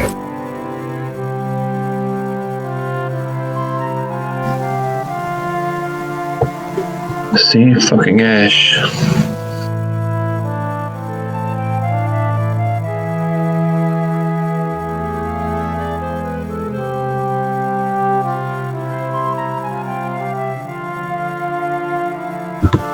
mean, I'm a bloody junkie and I don't fuck around with that.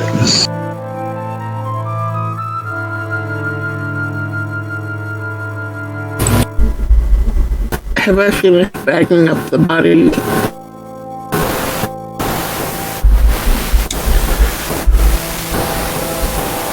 Yes. I'm trying. Okay.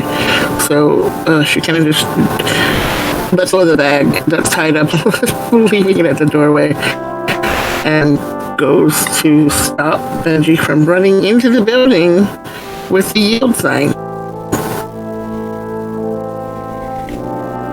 You will attempt to get around her and into the building, feeling that confident enough to fight a vampire ghost. Just let me in there. I can take care of it. You do realize it's incorporeal, right? Yeah. That's what the sword's for. It's a bloody solid, mate.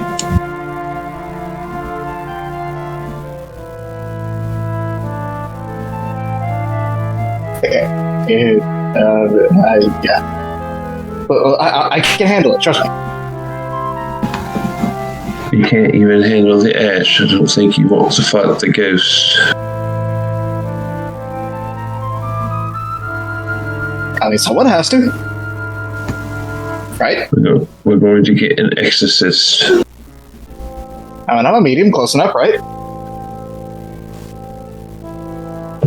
I don't think that talking to them is the same as scaring the piss out of them. Oh, we're gonna have a nice long... I mean, it attacked Anaya. But yeah, I told y'all I was a vampire ghost. You need to leave the building and let the experts handle it. You've got some sort of death wish, don't you? No? Are you sure? Because you're all hopped up on ash and now you want to go have a conversation with a malevolent spirit. Well, conversation. I'm gonna attack her with the sword. Right, you're going to swing at something that is incorporeal with a street song. Yeah. This seems sane to you. I mean, yeah. That's what was his name? Juggler. One of them said the dudes, I think. Alright, what I want you to do is I want you to stop and clear your mind, count to 5, and then say your plan out loud. 1, 2, 3, 4, 5. I'm going to walk in there and I'm going to fight the ghost with this sword. And that seems rational? Yes. Alright, by all means, go be a Muppet. But it's not a sword. It's not a sword. You keep saying sword, it's not a sword. I told him that. Anything is a sword in the hands of a true believer. As a Joe Osteen.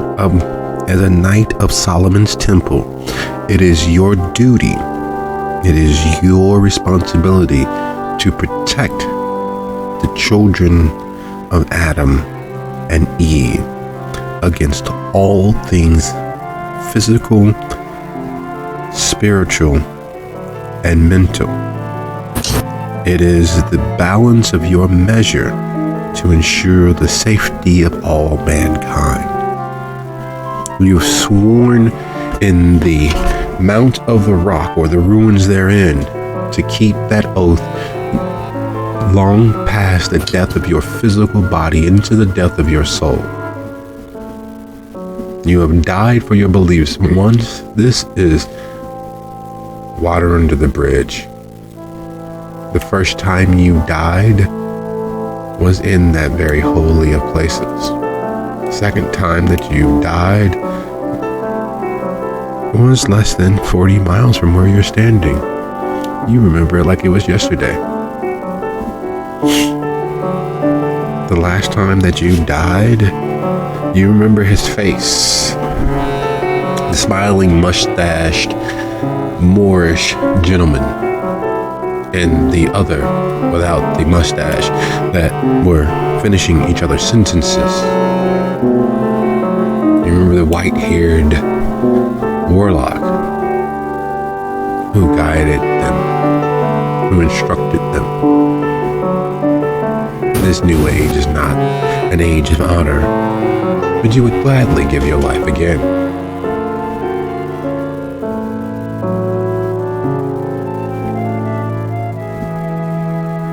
Look, as a knight of Solomon's Temple, it is my duty to fight that thing.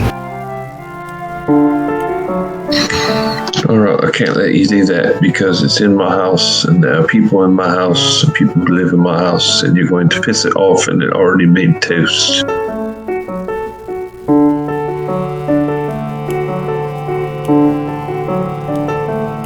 And your solution is just to let it continue to feed on your housemates every time they go into the kitchen? Well, I'm going to lock them out, aren't I? We both know that doesn't work on Jervis. I mean, there's no drugs in there for them.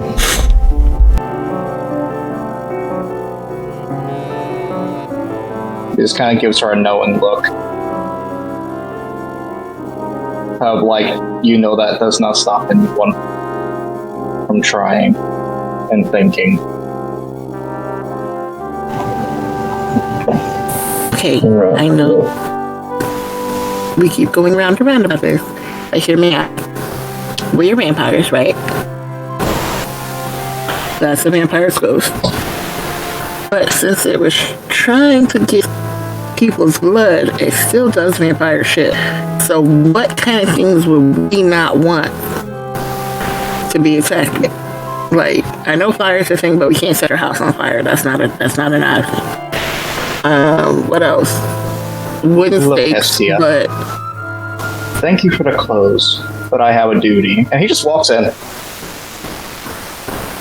who the fuck is Hestia? What did he just call me? And he grabs the back of the pole that he's trying to go into the house with and yank him. Just let him bloody go. There's no stopping him.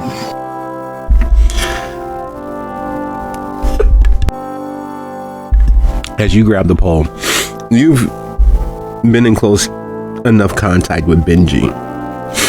And Benji's been in close enough contact with you. Between the two of you in a arm wrestling contest without any vanity, you know that it should be you.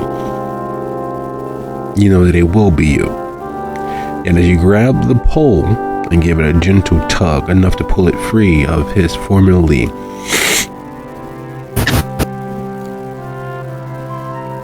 undead strong yet weaker than you hands, it is still steadfastly in his grip.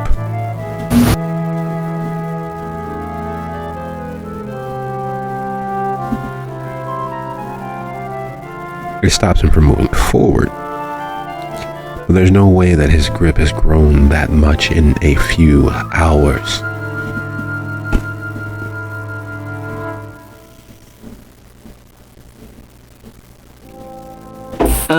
He don't mind got himself some crackhead strength. What the hell? It's the ash.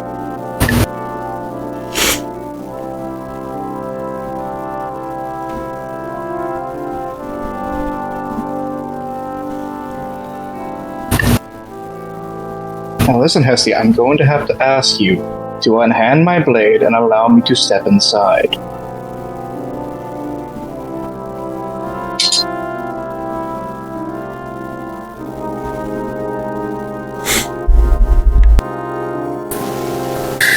Looks at her like, why does he keep calling me that other chick name? I don't know who the fuck that even is.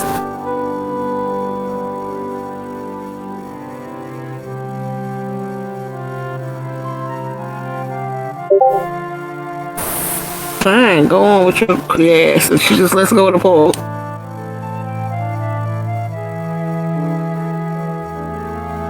Look, neither you nor Dizzy will stop me. Who the heck is Dizzy? I've been called that before. I'm not really dizzy.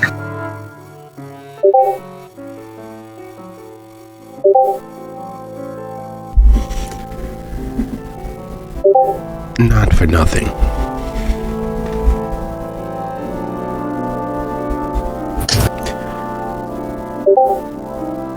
But perhaps I might be of assistance.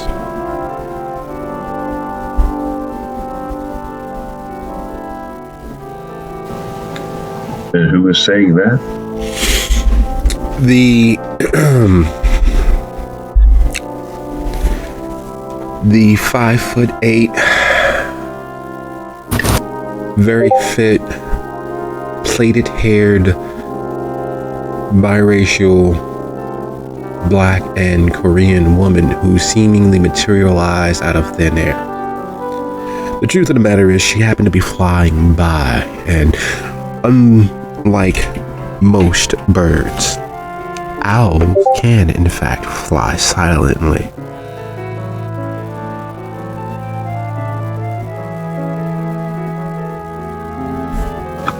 Oh, cross, who the fuck are you?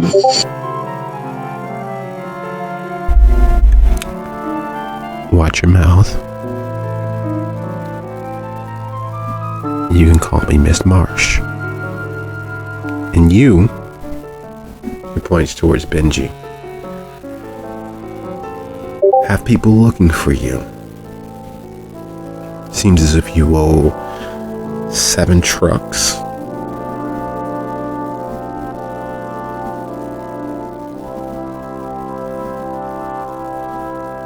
Wait. I think this is probably the first time he actually looks confused, and he starts to actually think.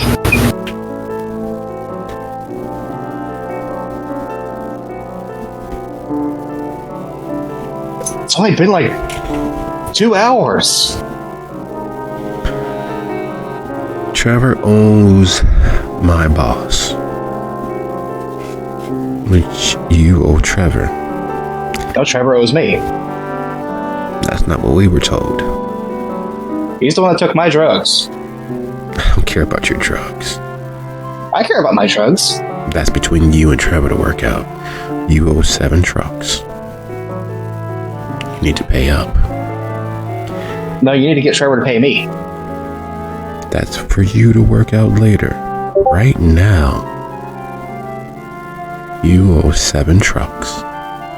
The Matchbox, not the Hot Wheels.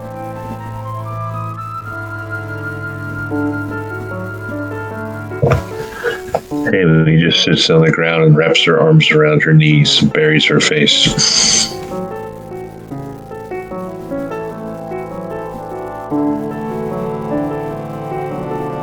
I should just go looking through my pockets at this point. Actually set the sword aside. Right in the, right against the door.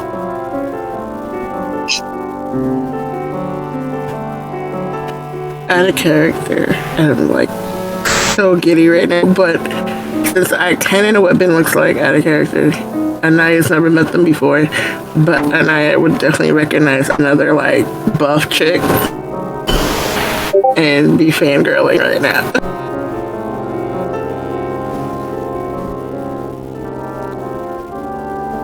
When she steps forward,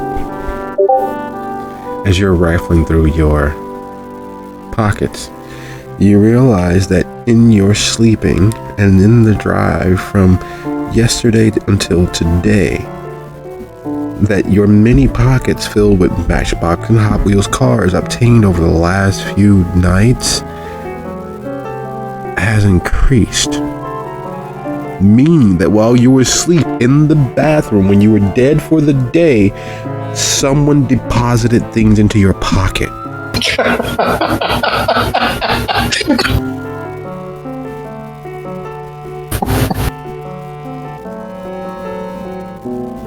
Just tell me what to put on the character sheet. I'll put it there. You have the mysterious 7 matchbox trucks, which makes no sense. You have a careful, itemized list of what should be in your pockets. How, when, why. Most people would assume that that's a violation of inestimable quantities. Your personhood was taken advantage of, and someone put things on your person, including a TSA badge and a placard, a little small identification card that says Theist.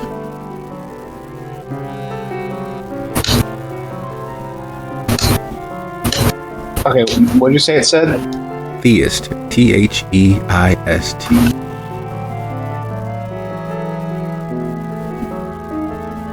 Yeah, how many matchbox trucks did you say I owed? 7. Oh, here you go. She Just kind of dumps them in her hands. She takes them, looks them over as if she is a jeweler, and looking over the clarity of diamonds. It's a brilliant system. She slips them into her pocket, takes a step to her right, and is suddenly an owl taking flight. The eerie thing, it is not a supernatural aspect, but the owl takes off, changing direction soundlessly.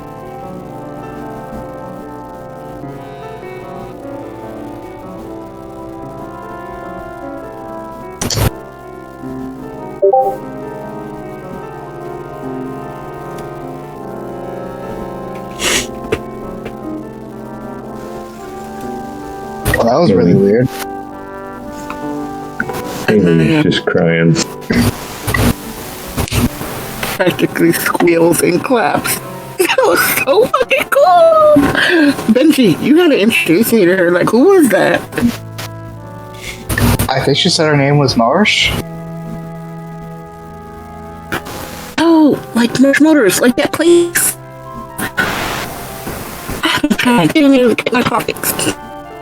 He roboted there for a little bit. Just a little.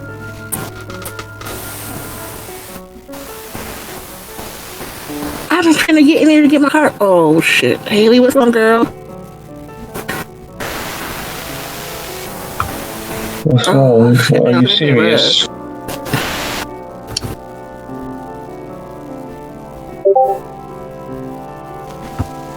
Are you serious? What's wrong? My friend is dead. There's some sort of ghost in my house. This Muppet wants to go and attack it with a sign. Some crazy girl comes up and tells me to watch my mouth and turns into an owl and flies away. I wonder what is wrong.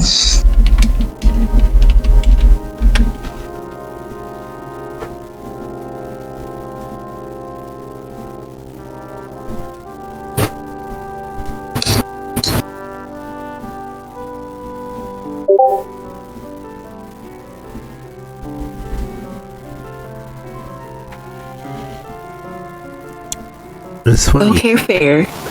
You got that. It's funny how much truth comes in starts and stops.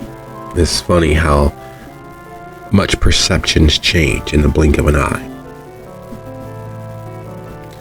Haley has literally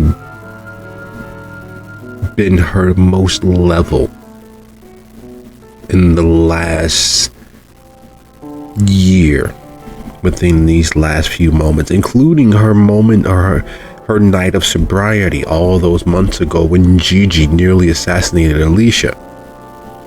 But she's level. She has just enough buzz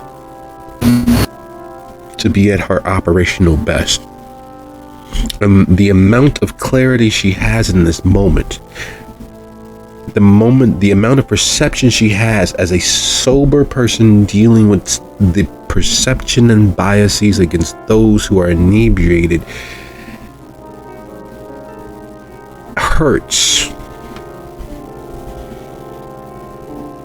Because that This is how most people see and feel dealing with those who overindulge. This clarity, the realization of everything that's going on, is how most people view dealing with those with substance abuse issues. This realizing how piss poor things will actually be and are is how most people look on those who give themselves over to their vices. This is how she has been perceived by the width and breadth of her clan, the clan of the Rose, the most influential and consistent in regards to holding power and never being challenged, because they surf the outer edges. They control what is considered tasteful, what is perceived as elegant. They also control what is perceived as perverse and artistic, what the difference between nude and naked. They control the very taste of the society that they enmesh themselves in. They define what is artistic, what is beautiful. They control the ebb and flow of society without putting themselves on the throne. They push La Sombra forward, they push the Ventrue forward, they occasionally even push the Brujah forward as the crown wearers, while controlling the width and breadth, the soul of the kingdom, safely hiding in public what they are. And they have decided to look down, to ostracize, to view as less, feeling. And it's a lot.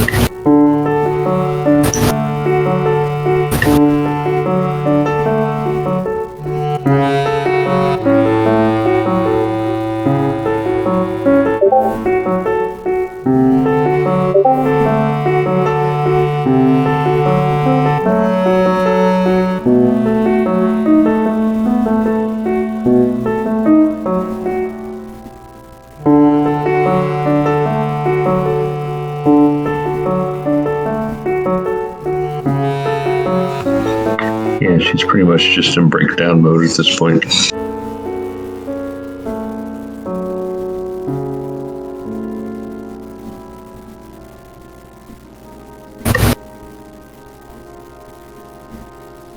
And she isn't the only one.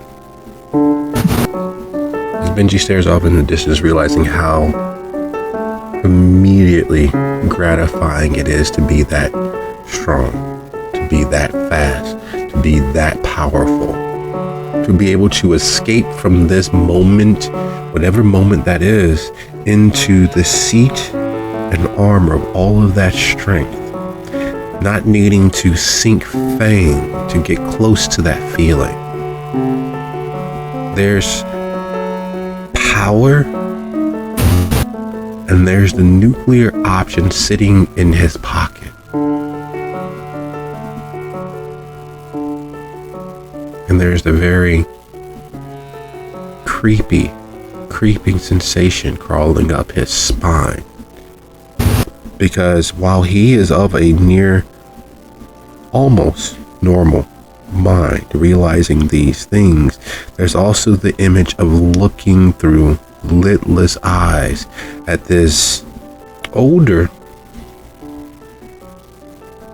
you'd say late 40s, early 50s, salt and pepper gray hair gentleman holding a cane, one eye hazel, the other eye deep dark brown.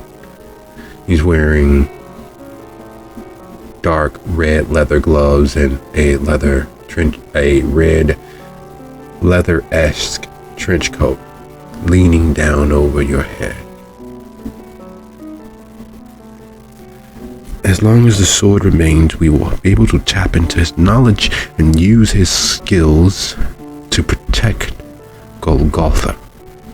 Your job, your responsibility, is ensuring that none, not even the fifth circle of mystery Tremere, who will assist you here, remove this sword. If this sword is removed, this focal point, then we will lose all of the bound souls herein. But what about the other anchor point in Gary? No one knows it's there.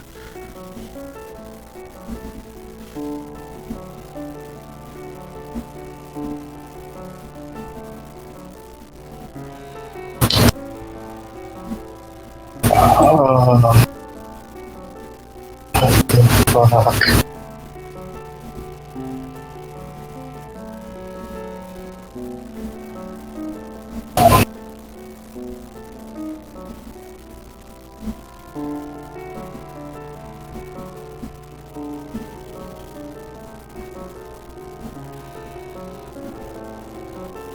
And as you're talking to Anaya, as you're talking to Haley, you can't help but do your normal. Just taking in the environment around you, realizing the lateness of the hour, realizing that you three are on the street in a well-to-do neighborhood in Gary. You're home. You know how the cops operate. You know how the authorities operate. And so you look towards Benji, who's staring into the middle space. Gone. He's not moving, but he's dead, so there shouldn't be much movement. Yet he's staring as if he's watching a movie. Just gone, lost in whatever's happening on the screen that only he can see. And you look down towards Haley, who is present, but clothed and cloaked in her grief of this moment. There's no way that she's not staining her clothes with her fate-tinged tears. And there's no way that even in this well-to-do yet mostly vacant neighborhood that eventually some neighbor won't get up for a late-night snack and see you three on the street. There's no way that eventually, even in the quiet, well-to-do and mostly vacant neighborhood, that you all don't stand out.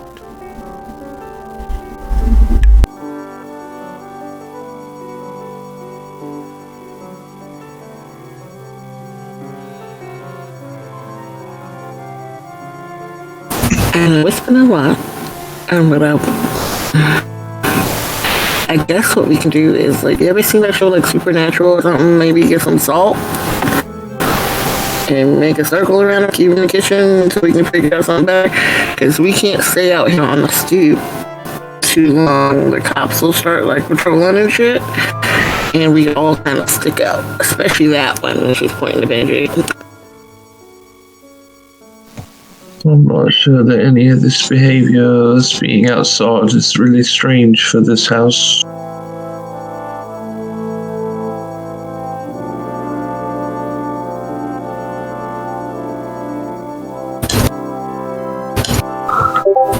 But I do take your point. We need to do something with whatever his name was. Haley would know what his name was.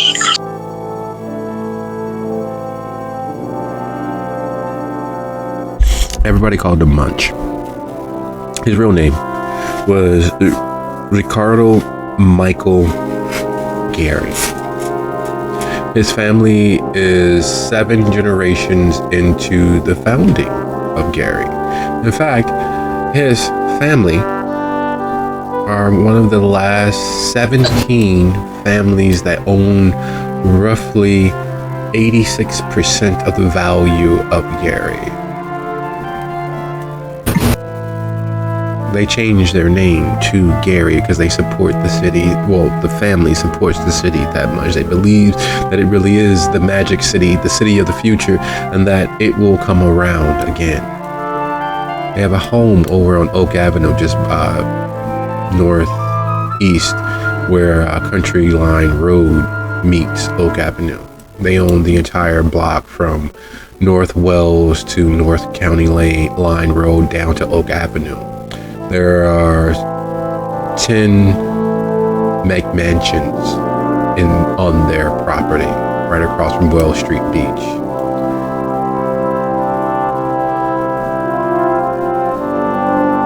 His house, the most recent built when he was a year from graduating high school.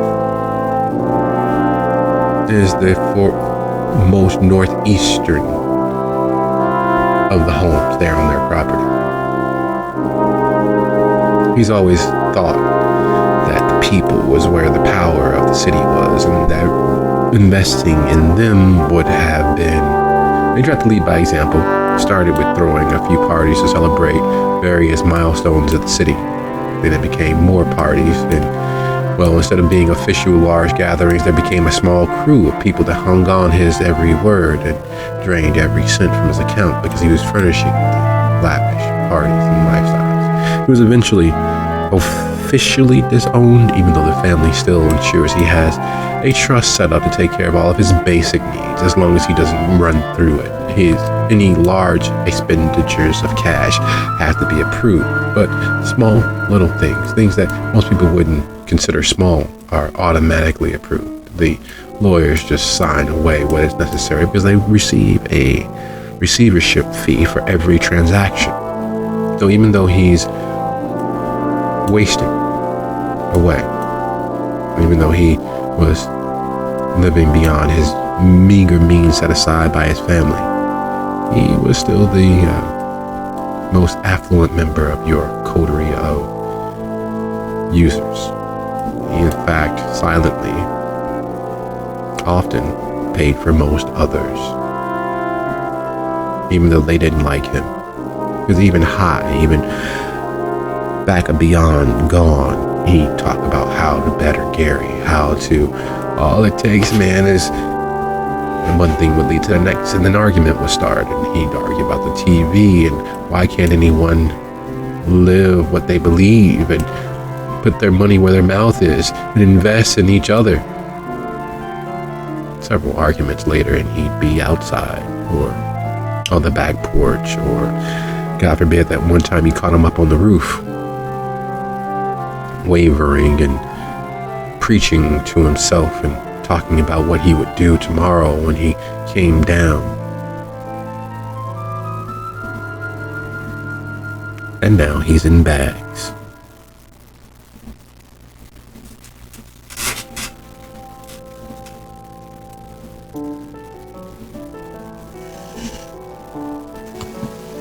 Did we cut him up? Not exactly. Broken, bent, shattered, and stuffed. I mean, I suppose we could shove him down in the sewer, right? And eventually he'd be found.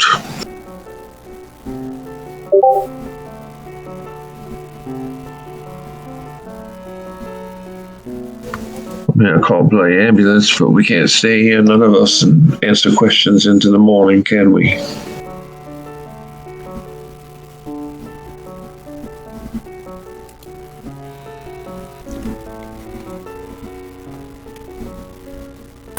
No, we can't.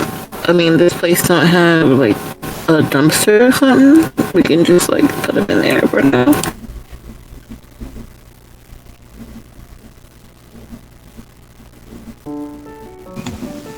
I don't really like any of it. He was an asshole. He deserved better than this.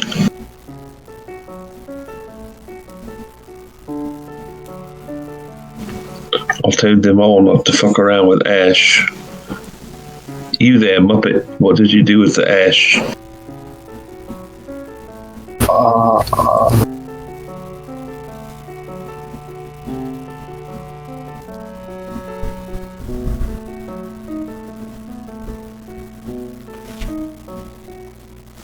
I don't know that oh is an answer.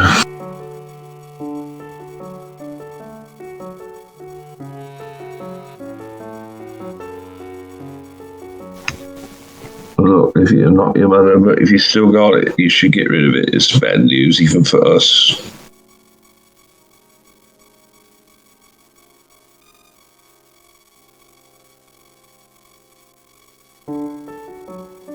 So while they sort that out quick, Anaya is going to look for like a dumpster or a fairly large trash can to the bag or bags in, and then make her way back to them so they can all go inside.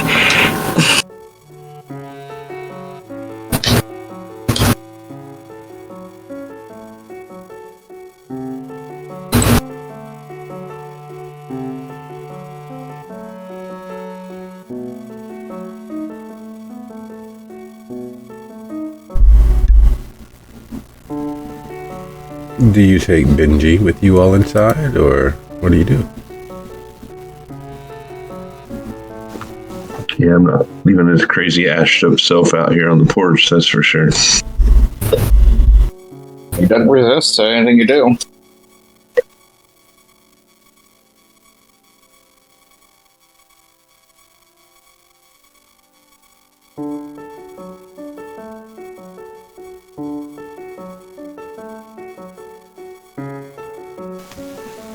So I will drag everyone inside and turn the TV on and sit on the couch and kind of stare at the ceiling for a moment and finally be like, so what do we do about the thing in the kitchen?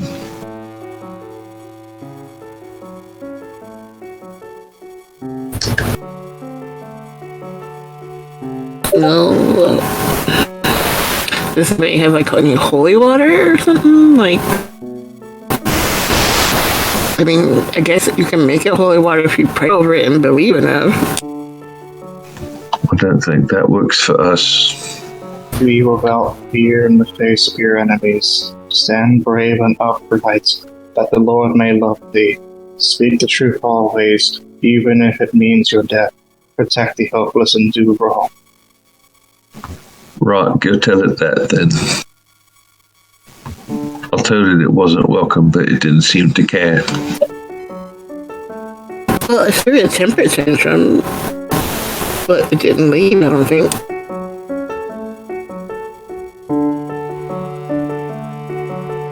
No, it didn't. It did not flee, did not leave. It is unable to exit the kitchen. Otherwise, you'd all be victim to its touch. It didn't cross the threshold. It didn't leave out the back door because it can't cross that threshold either. Hey, wait, Vicky. You say you can talk to it. Maybe you find out what the fuck it wants and get it to go.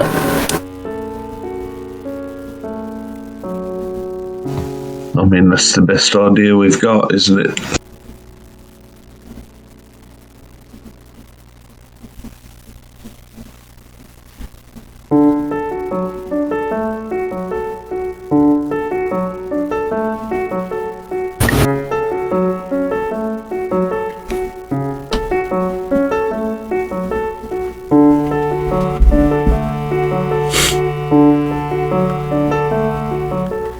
Benji, would you be so kind, as they're speaking on talking to the ghost, would you be so kind as to roll your stamina plus aspects for me, please? Stamina plus aspects? Yes. Do I add blood, or do I add my blood to this roll? Yes. Okay. 2 plus that.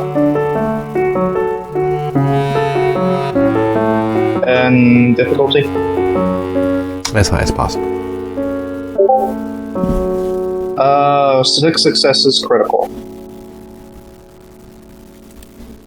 Ash is just the gift that keeps right on giving. Look, I know you guys keep saying that Ash is bad, but... I mean, you bloody watched the dude explode from inside. I mean, that guy was mortal. You all have seen Benji lose himself so often in the last few minutes, in the last few half hour, that is not with any real surprise that he immediately launches into an epileptic seizure. Kindred don't have seizures, but he's having one. The things in his pocket jangling and clanking and smashing against each other as his fangs are bared as if he's being fed upon or otherwise sucked by some invisible force. And while outwardly you're having a grand maul, inwardly there is a house less than 3 miles from where you presently are. There's a house less than 10 miles from where you presently are. And both of those houses are the bodies of kindred. Those bodies being the true Prince of Gary, and the true Baron of Gary, and in the house less than 10 miles away,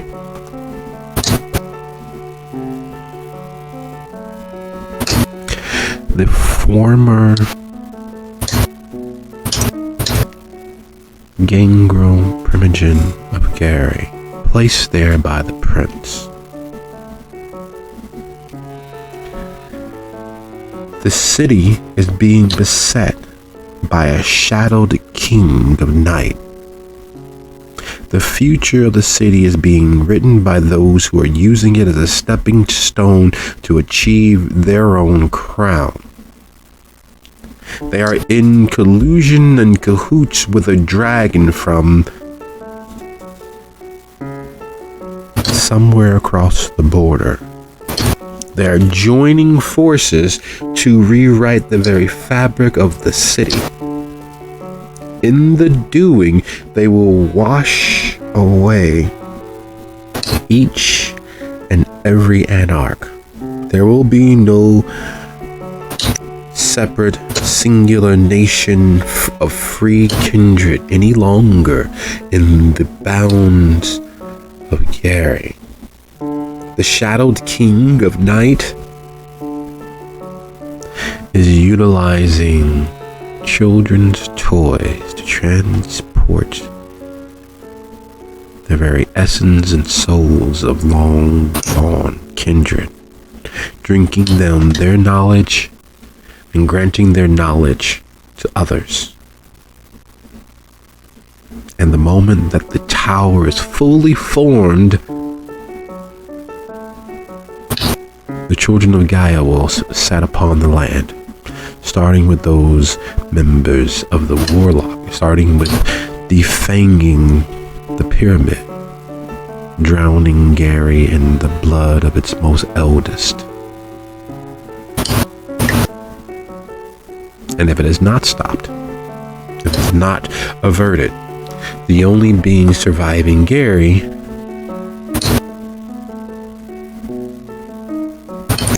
will be the lost.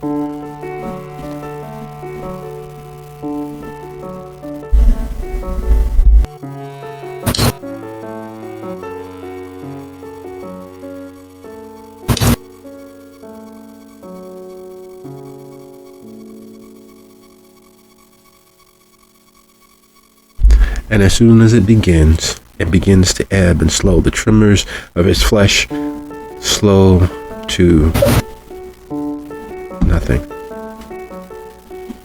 His dead flesh being just that. Stock still dead.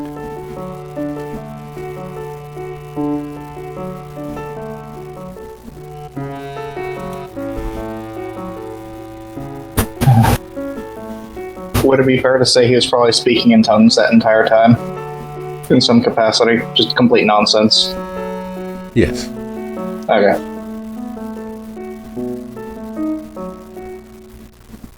Is he back and cognizant? Yep, he feels very much wrung out. He feels very much as if he was a sopping, dripping wet towel wrung until it was nearly completely dry.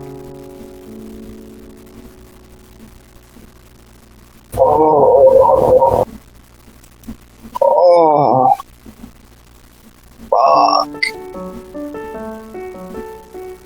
Where am I?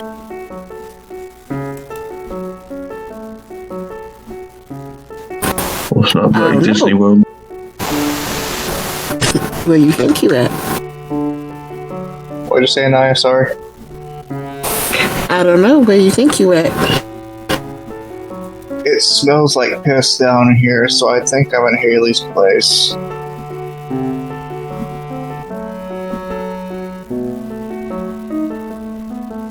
I'm gonna just stay down here for a minute, if you don't mind.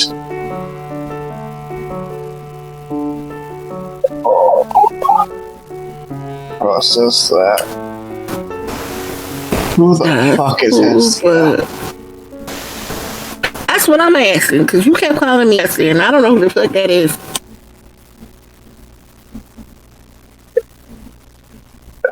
Who We're all gonna die anyway. It doesn't matter. I mean, we already did die, didn't we? No. Final death. You guys are in the club, right? I'm pretty sure you are. You're crying blood, so you gotta be in the club. And you use that guy as like a fucking baseball bat.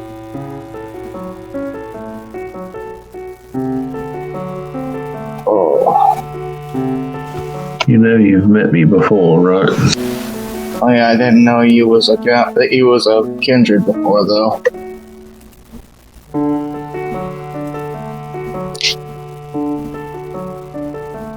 So you've been hanging out with us this whole time. And then we was kindred. But you ran out of here talking about vampire ghosts.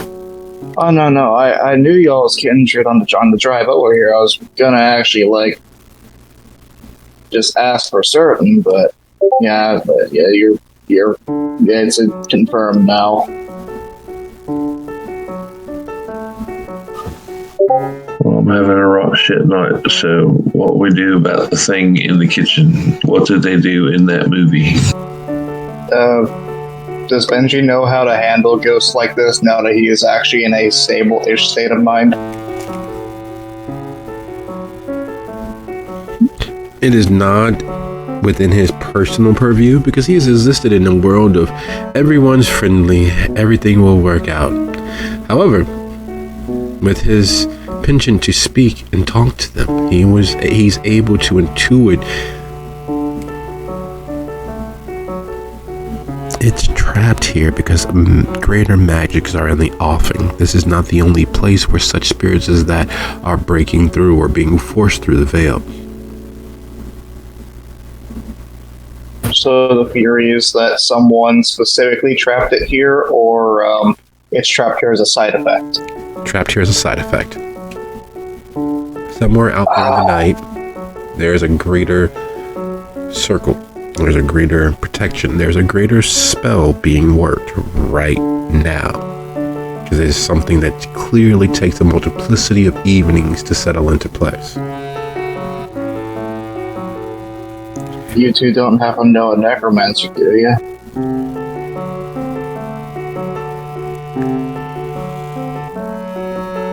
Eventually, if it's not fed, it will fade. The trick is not feeding it. Wait, now I'm thinking, it shouldn't be able to leave a set area, and it'll eventually fade away if just no one feeds it. Basically, like, if that guy ever tries to go make toast, hit him over the head until he's unconscious, and just drag him away from there, or something. I mean, I think I've had sex with almost everyone who kind of lives here. Does that count? I meant, like, you can't feed the vampire ghost. Oh yeah, I was being literal. That's the ghost of one of us. What are you looking for? A necromancer? No, I'm not a necromancer. I'm just a medium.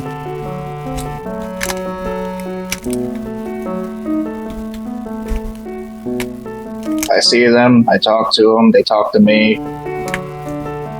Sometimes they chase me.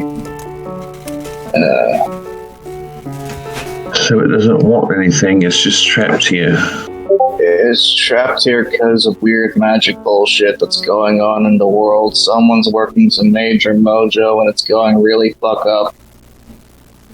Everything's fucking up, and Gary, we're all gonna die. Wait, is that the reason that they were like werewolves out and about and just like in the public and doing shit? Like, is that tied to that?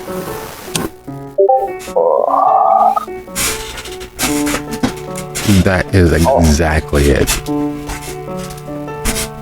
Yeah, pretty much. Someone's working some major mojo and it's going tits up for everyone that isn't them, I think. It's fucking with the natural bullshit. And something, y'all have a vested interest in knowing where the fuck the the lost. Wait. I know where the Baron is. I know where the Baron is. I know where they are. Which Baron? Because the Baron that we just was around got killed by a thing that can turn into a warthog. And it killed her, and then we took the body to that prince guy in the other place, and then we came back here. So you're saying there's a whole nother Baron. Why don't we just go get them then? There's a house nearby. Bodies of the true Baron, the true Prince of Gary. Not the same building though. There's another one. If you're interested in that too, the Gangrel Primogen. I know where they are. I think Alright, they look familiar. so what does that have to do with anything then? Don't know. Just saw it. I don't know any of these people. Oh, the Baron's great. Is he though? Yeah. They, thanks to them, I'm able to just live the way I was able to until all the Camarilla folks started coming in.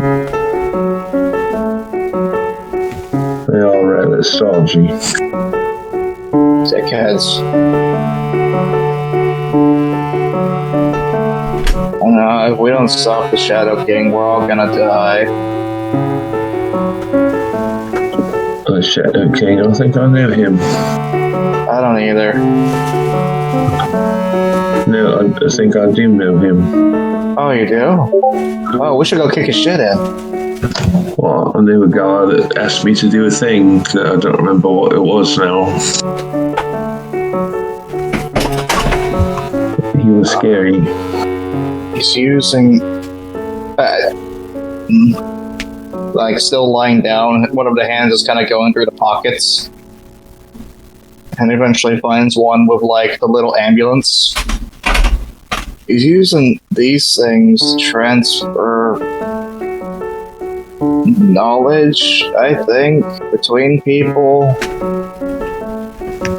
Colored cars. Children's toys. Things. Trinkets. Baubles. Did a lady show up and get a bunch of fucking matchboxes from me? I don't know, I was busy having a breakdown. Yeah, there's this big buff Asian black chick and turned into an owl. That's fucking weird. Technically, I'm still having the breakdown. It's only gonna get worse. We're all gonna die. The dragon. You keep saying that. Us out.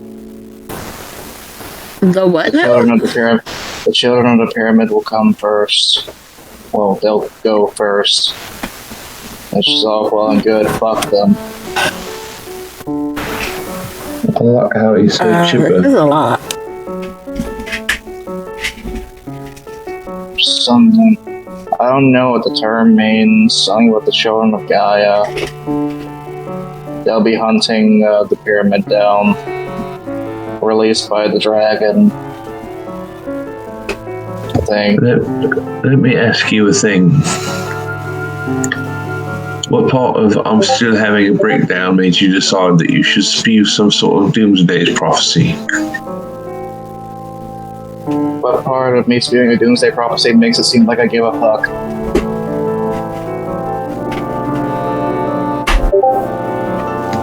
She just buries her face back in her sleeves again now. Oh, shit. She can't even.